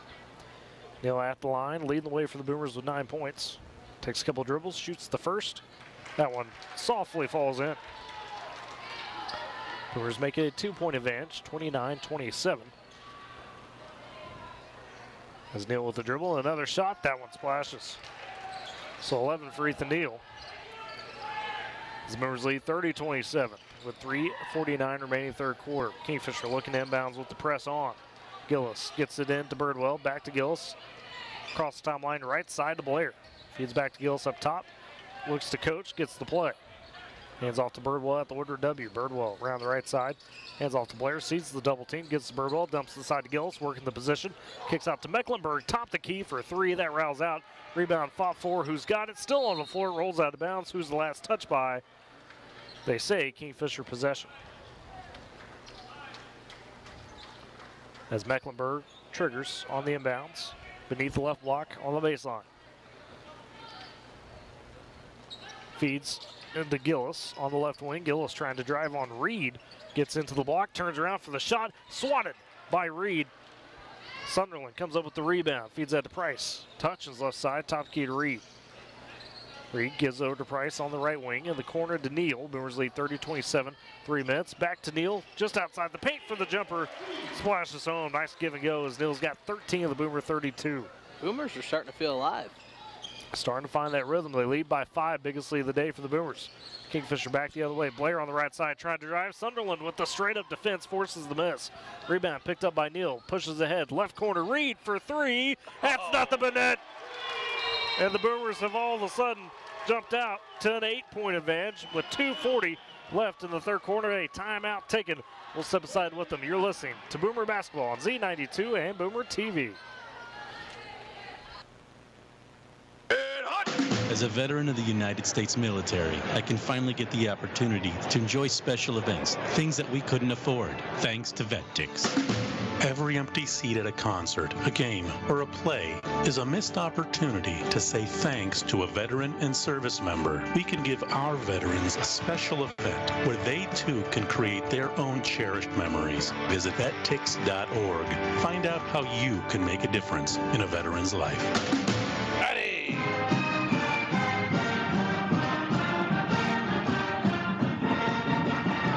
Fieldhouse as Woodward has jumped out to an 8-point advantage in this third quarter, 35-27, and so far winning this quarter 14-5.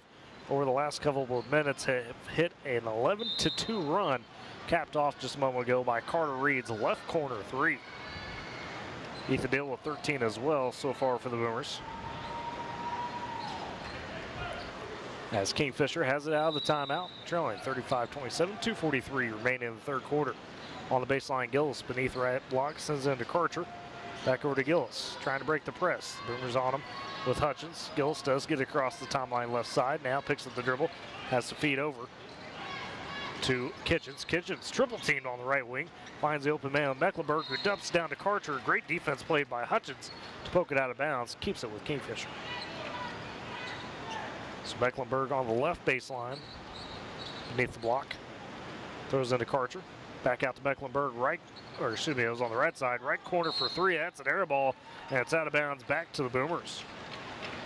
So Mecklenburg with the air ball 3. Colt Moore had stepped in for a brief moment and gave way to Connor Sunderland, who checked right back into the ball game out of the timeout. As on the inbounds, Connor Price jogs up the court for the Boomers. Across the timeline, 2:15 remaining third quarter. Boomers can push it to a 10-point advantage. Reed on the give and go on the right baseline. Some contact, no call. Shot missed. Rebound scooped up by Gillis. Now Sunderland fighting for it. Gets it back. Finds Hutchins for the floater off the glass and in. What a sequence for the big man Connor Sunderland to force the turnover and get the assist to Hutchins. The Boomers lead by 10, 37-27. Minute 55 to go in the third quarter the other way. Loose ball foul as Reed poked at Gillis, a bit too hard, gets his first foul. As Sunderland steps right back out, gives away to Cole Moore. Good effort from Sunderland, stepped in for a minute, affected the play. As on the inbounds, Birdwell takes it, top the key, feeds over to Mecklenburg, no, stolen away by Hutchins. Hutchins, the other way, off the right side, off the glass, and another layup. Wow.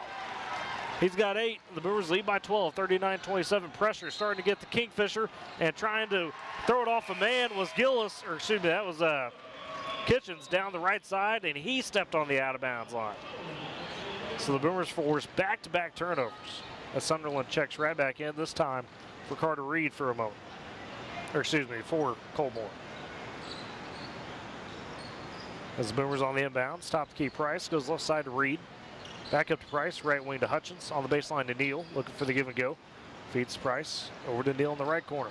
Minute 25 remaining in the quarter. Down low to Sunderland, on the baseline, Neal, up and under for the basket, too strong, rebound, fought for, and they say a loose ball foul underneath. Is it on the Boomers? It is. Connor Sunderland. Connor's gonna, take a seat. Colt Moore's gonna check right back in for him. That he does. Some more back in the ball game. Full court press on for the Boomers though, as Gillis inbounds to Wilbanks in the near corner. Back to Gillis as they try to break it. Wilbanks takes it down the left side. Feeds ahead to Kitchens. Kitchens driving baseline on Neal. Stopped at the block, and Neal blocked the first shot, but Kitchens gets it right back. Up and under flip. That's no good. Rebound scooped up by Neal. Boomers push ahead with a minute 5 remaining in the third quarter. They lead 39-27. Reed drives on the baseline. Double team poked at. Stolen away by Mecklenburg for Kingfisher. Goes across the timeline, high left side, guarded tightly by Hutchins, who gets the foul, was bumping on too much. And that is number 4 of the quarter, excuse me.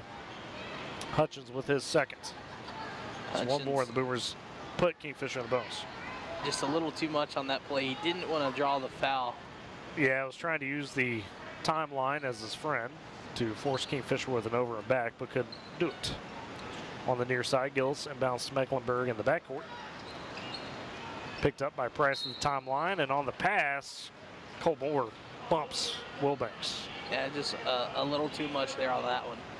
So that's foul number 5. Kingfisher goes to the line with 50 seconds remaining, third quarter. At the line is Wilbanks. No points on the day. He's played a bit. First free throw, banks off the glass, rims out. So it remains 39-27, Brewers on top. Connor Sunderland back in. This him and Colt Moore playing hot potato.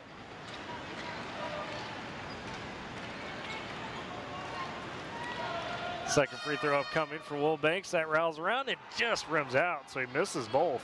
Brewers get the rebound. Sunderland feeds it to Price. Price slows it up across the timeline at the Woodward W.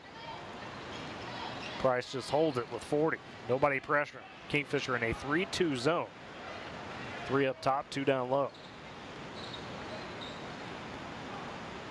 Now switching to more of a man look as Price goes right side to Neal. Top the key up to Price. 25 seconds. Looks as the Boomers are going to try to hold for the final shot. Price hands over to Neal. Top the key to Reed. Finds Price, deep left corner. Open, but thought about it, didn't take it. 14 seconds. Back up top to Reed. Over to Price, left wing. Price with 10, still looking. Goes baseline to Hutchins on the left side. 7. Top key Neal bumped hard. Catches the pass, trying to throw it back from going out of bounds, and traveling is Blair, and he's saying the official is in the way. He may have the case there. He turned, the official was right there with 2 seconds. The Brewers get a break and get it back. They lead 39-27 in the third quarter. They missed that bump on Ethan Nelson. They did, yeah. Cook called the foul there on Kingfisher. Either way, Boomers catch a break. So inbounds goes to Price, launching at the buzzer for the 3. Oh, it just popped out. He almost got back-to-back buzzer beaters, but that's how we end the third quarter. Woodward on top, 39-27 after a big run. We'll step aside. You'll listen to Boomer Basketball, Z92, and Boomer TV. What is your healing power? Maybe your healing power is helping veterans with PTSD, traumatic brain injuries, depression, anxiety, or loneliness. Is your healing power a simple, heartfelt letter or being a volunteer? It is estimated that over 500,000 current warfighters will return from service diagnosed with PTSD, and 22 veterans will commit suicide every day. Our veterans have paid the ultimate sacrifice for our country. At healvets.org, you can find out more about the healing power of pen pals, volunteers, therapy kits, and more. Discover your healing power at healvets.org. Help Heal Veterans, together with you, has been helping one recovering veteran at a time. We are helping veterans heal together. What is your healing power? To find out about your power, visit healvets.org. This PSA is sponsored by Help Heal Veterans. Set to begin the fourth quarter as Woodward leads Kingfisher 39-27 in this boys basketball game. Last game of the regular season for both squads as Kingfisher begins with possession to start the final frame. Gillis on the near side, looks to inbounds, finds Mecklenburg. And we begin the fourth quarter. It's Mecklenburg across the timeline. Kingfisher working right to left in front of us. Reagan takes it on the right wing. They swing it to Wilbanks at the Woodward W. Checked by Hutchins tightly. Free throw line finds Gillis. Doors have taken away him so far in this third and fourth quarter. As he goes right side to Reagan. Reagan drives, says kick out. They swing it to Gillis, top the key. Checked by Reed. Backs it out. 7:35 to go in the ball game. Boomers lead 39-27. Kingfisher trying to cut into the deficit as Gillis feeds to Birdwell. Left side to Mecklenburg. Top key to Reagan again. Dumps inside to Gillis. Found his spot. Goes for the layup and got the shot and the foul as he was one-on-one with the freshman Colt Moore. So Moore gets his second and Gillis gets the and one. His first basket of the second half. He's got 10.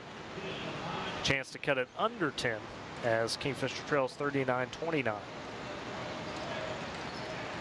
Couple substitutions as, again, the hot potato between Moore and Sunderland. Sunderland comes back in. Free throw for Gillis falls in. So he's got 11. Brewers the other way facing the Kingfisher press. And it's Price and Reed work the ladder. Price throws ahead to Neal and just launched it over his head into the Boomer bench. Unfortunate turnover. So Kingfisher has a chance to cut back in a little more. 7:16 to go in the ball game. Inbounds goes to Mecklenburg. Goes right wing to Wilbanks. Top the key to Reagan. Kingfisher works it. So Wilbanks takes it in the right side. Checked tightly by Reed. Gives it away to Mecklenburg on the wing. Dumps it on the back baseline to Gillis. Gillis powering up over Neal. Shot was wild. Rebound collected by Sunderland. Hands off to Price. Boomers push ahead with the 39-30 lead. Left side to Reed. Give and go back to Price on the baseline. Gets cut off. They swing it. Neal left wing open for the three. Takes it. Drains it. And a stare down by Ethan Neal. He's got 16. And the Boomers lead by 12 again. 42-30. 6:35 left in the ball game. Kingfisher breaking the press the other way. Left side, Wilbanks goes top the key to Mecklenburg. Launches the deep straightaway three. That's high off the back iron. Rebound tipped out. Goes to Price. Price pushes ahead for the Boomers. Top the key. Right wing to Neal. And again, floated the pass over his head. I think Price thinks Neal's just a bit taller. Yes, he does. And, you know, down there at the student section, we just had to take away a air horn. Yeah, that had been leaking out a couple times. You can't be having air horns in basketball. No. Doesn't work like that. In a football game, you can do that, but not quite basketball. As Kingfisher on the inbounds, they work it to Gillis right side. Feeds to Wilbanks beside him. Top key to Mecklenburg. 42-30. Boomers on top. Kingfisher trying to come back with 6:05 to go in the ball game. On the right corner, Mecklenburg cross court, left wing to Gillis. Thinks about passing instead. Works one-on-one with Reed into the paint. Dumps down on the baseline. Looking to Reagan. Reagan powers it up and in off the glass for two Boomers. Tough shot. And it was. As Reagan was 7. Boomers back the other way, leading 42-32. On the right wing, Reed. Picked up tightly by Wilbanks. Drives, kicks to Price left side. Fakes the three. Goes baseline. Tries to feed it to Neal in the paint. Gets it there. Neal powers it up and draws the foul as Reagan was on him. Shot was off.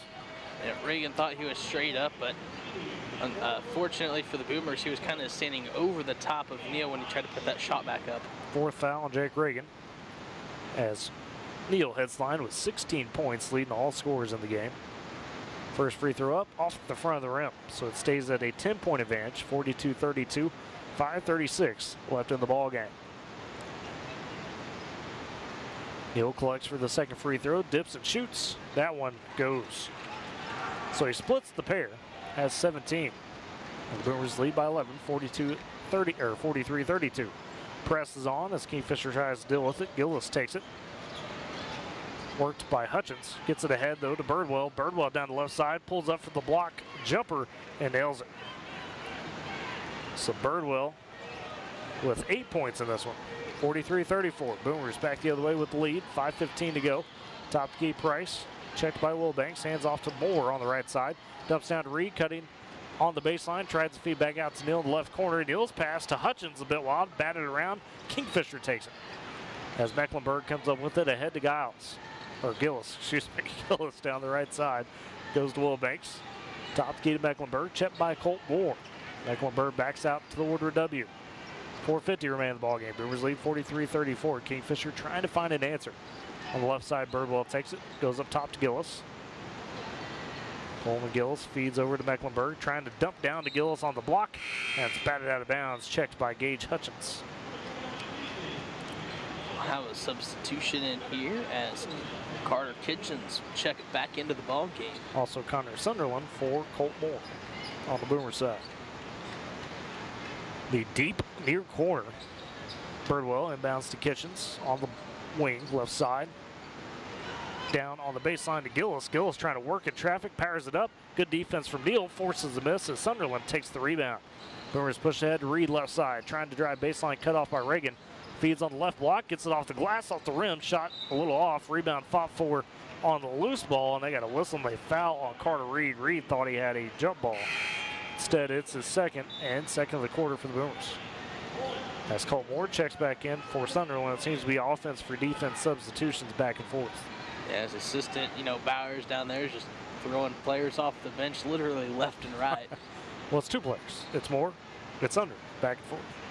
It's like a tennis match with substitutions. Oh, yeah. As Kingfisher takes the inbounds. Blair in front of the timeline, breaks it across to Reagan. Reagan on the backside finds Birdwell underneath for the basket. Birdwell went hard to the floor. Do they give him the N1 or not? See what they call. And there was a miscommunication. I think the official thought it was going to be a timeout, so do they count the basket? Looks like they count the basket.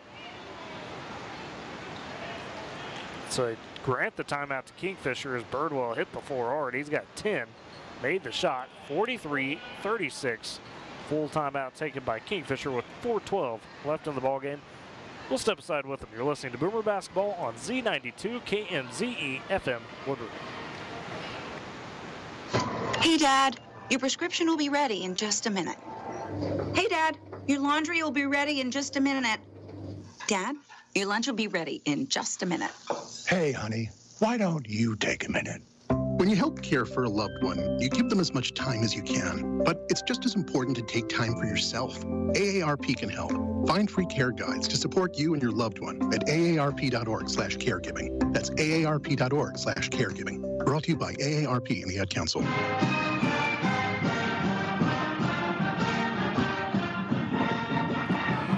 Back at Boomer Fieldhouse as Woodward on top 43-36 with just over 4 minutes left in the ball game. Kingfisher trying to force their way back into it. It was trailed by as much as 12 in this second half. Woodward won the third quarter in big fashion, 18-5, though Kingfisher right now on top in the fourth quarter, 9-4 in the score. Now the timeout. Boomers have the possession after the Kingfisher made 2. Press is put on by Kingfisher. Beneath the left block, Carter Reed triggers on the inbounds, finds Connor Price. Back to Reed, trying to work against the press. Price bumped hard by Blair. Now double team counts getting close at 7, maybe 8. And there's the 10 counts. And Kingfisher forces the turnover out of the timeout with the press. Boomers couldn't get across the timeline. Coach Gaines just throwing our arms up clueless. Yeah, because the guys unfortunately looked a little lost on that one. So Kingfisher takes it back in front of their own bench. Wilbanks sends it into Kitchens.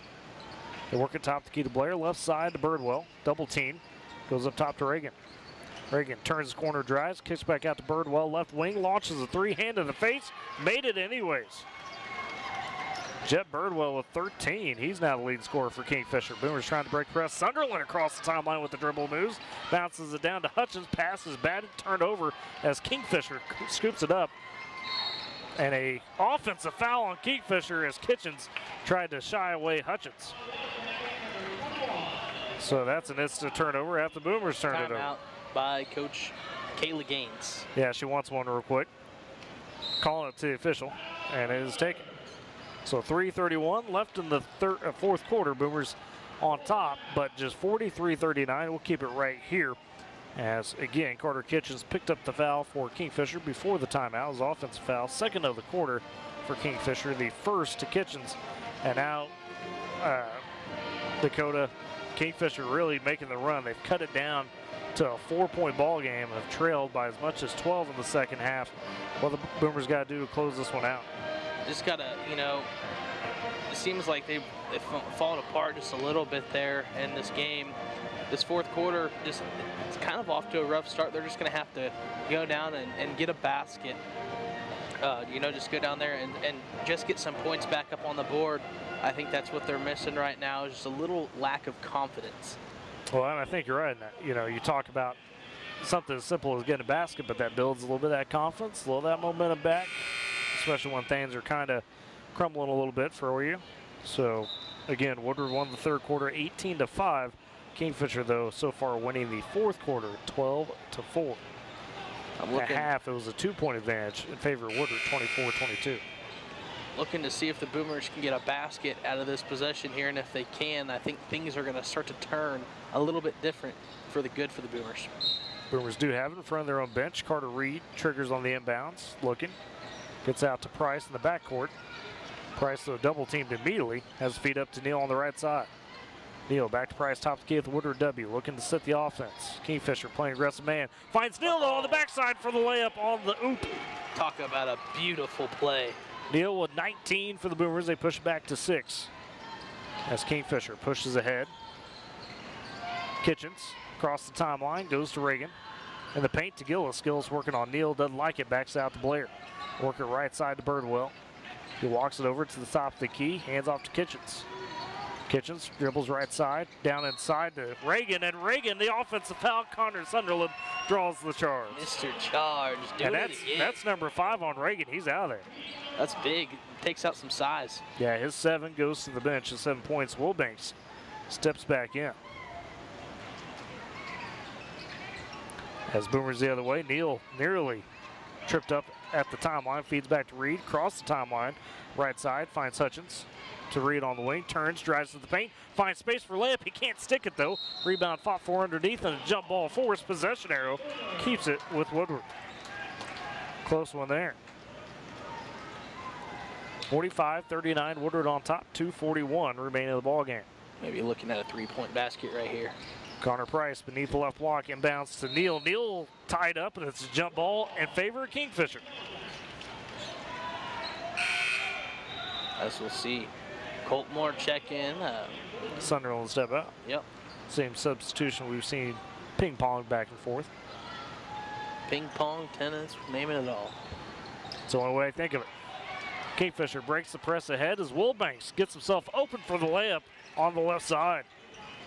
Boomers sold out on the press, 45-41. Woodward leads by 4. Price now gets bumped the other way at the half-court line, trying to break the Kingfisher press. That's number 4 on Kingfisher in the quarter, 1 more.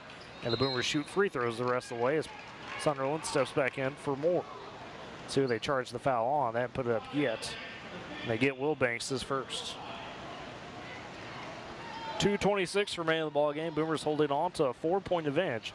45-41, they have possession. Price across the timeline. Top of the key, picked up by Blair. Kingfisher in a man.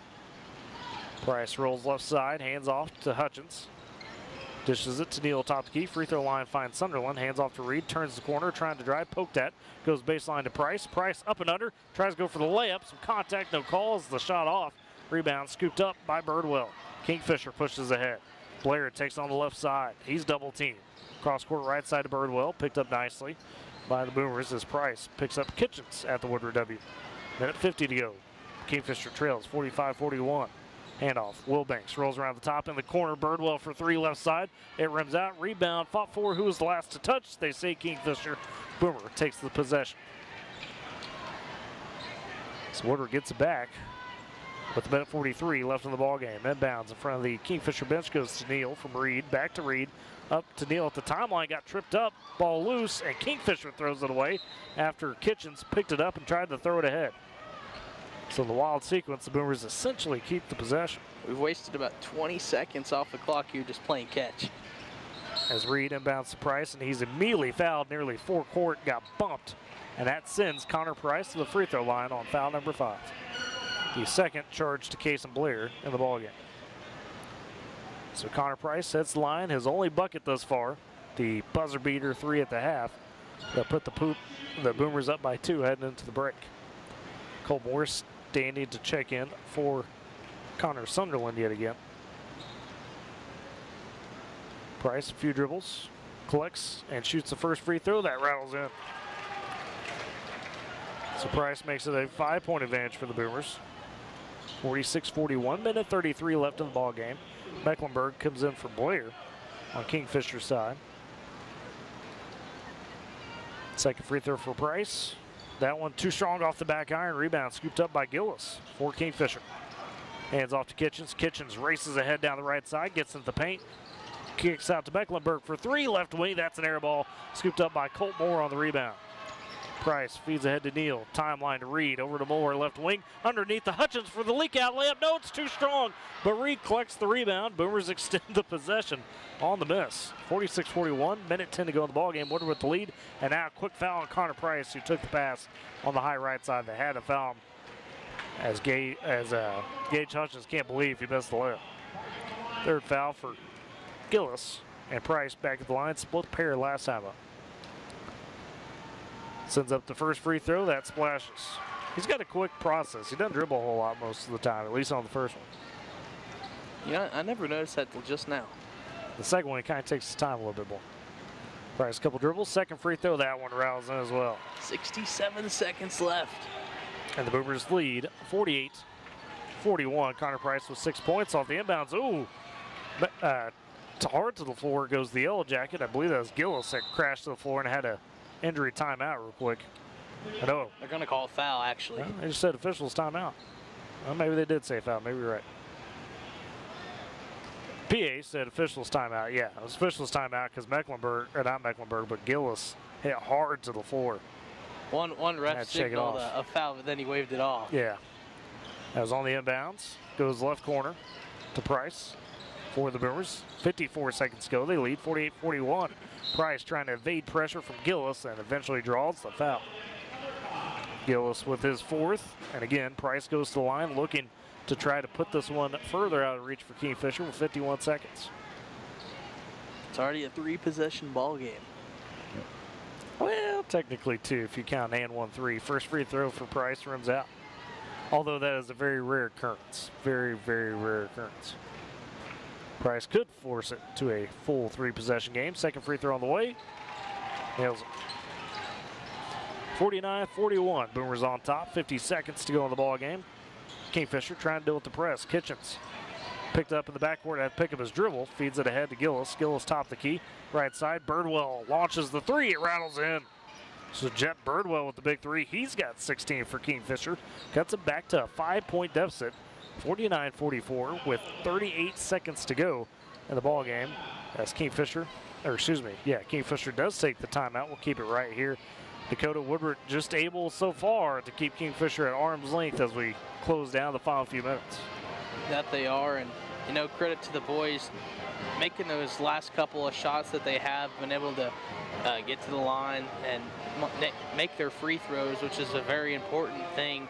See if we can work out of this pressure here out of the timeout, possibly get another basket. That's definitely going to be a big thing. We've seen Kingfisher have some pretty good pressure out of the timeout when they've had the chance to set up their full press. The last instance, they forced Woodward to turn it over on the 10 count. So we'll see how Coach Gaines and crew draw it up to get out of that. You know, last time we saw Connor Sunderland drive it all the way down the court and find an open gap. Wonder if we might see the same thing again. I mean, it sounds funny, but if the big man can get it across, he can get it across. As Boomers get in and successfully evade some pressure, we'll see how long it takes Kingfisher to try to foul with 38 seconds left. As Carter Reed on the baseline beneath the left block for the Boomers. The trigger man. Throws them to Price, deep left corner, back to Reed. Back up to Price, still trying to get across timeline to Reed, working the ladder. Reed racing to get across the timeline, gets bumped hard by Wilbanks and draws the foul.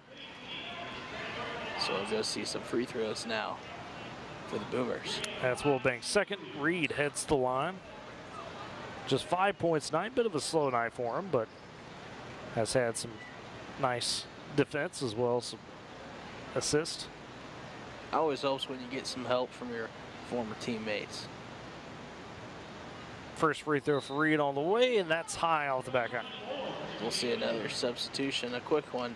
Same one we've seen all night. Colt Moore in for Connor Sunderland. 49-44, Boomers still on top by 5. Reed looking to push it at the 6. Second free throw splashes home.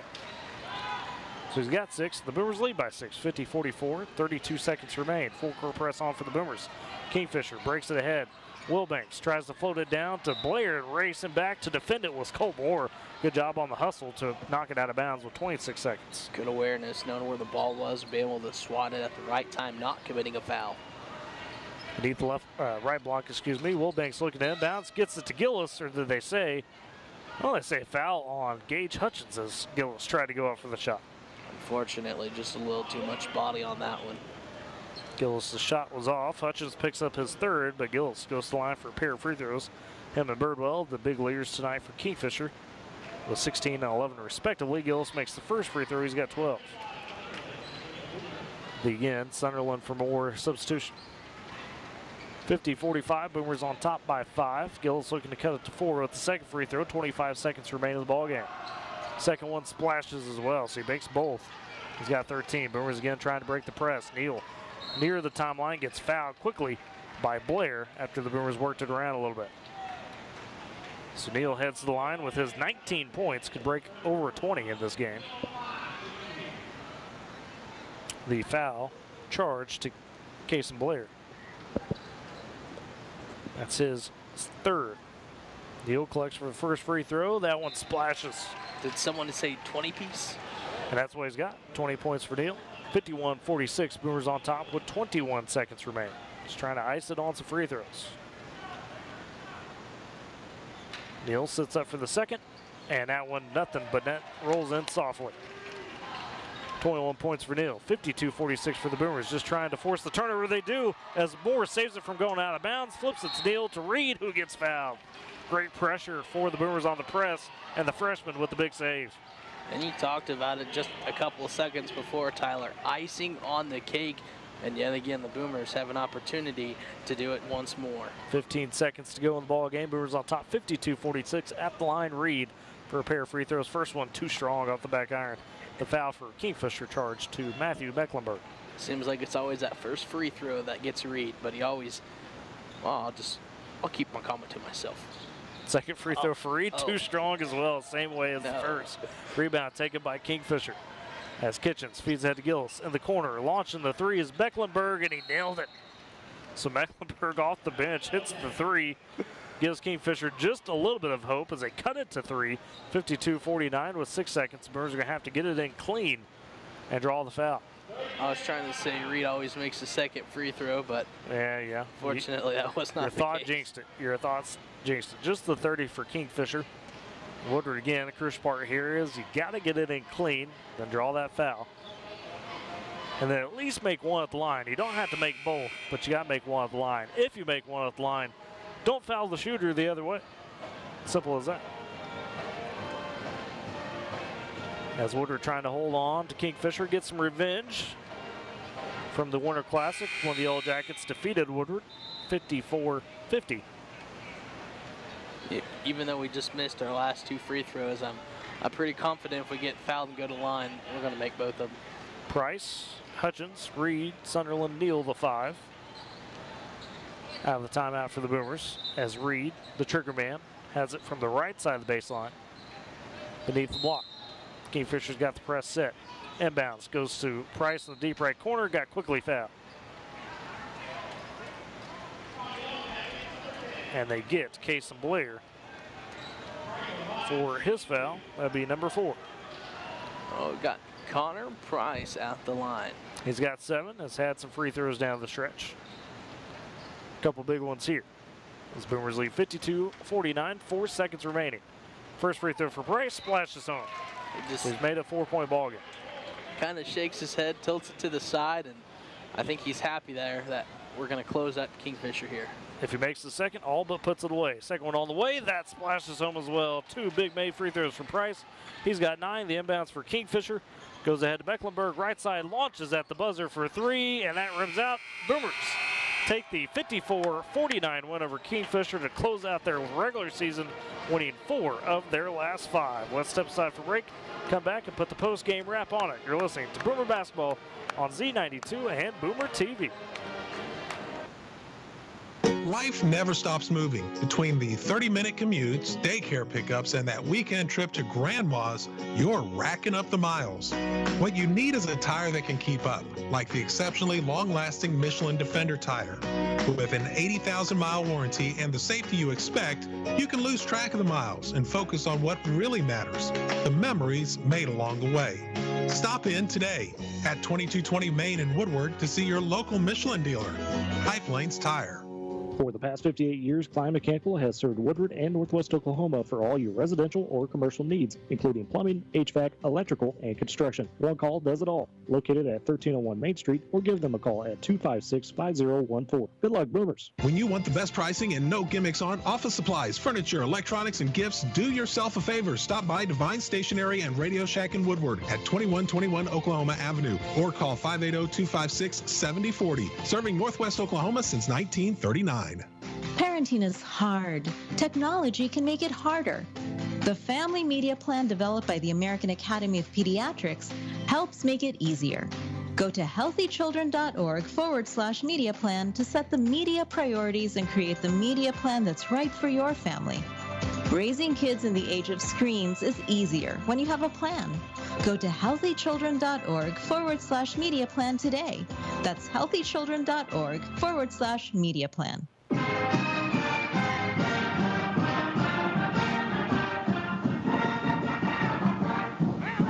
Back at Boomer Fieldhouse as the boys have taken it 54-49 tonight to close the night. They get the split as the girls fell earlier, and the Woodward boys finished the regular season at 10-13. Kingfisher goes into the playoffs at 6.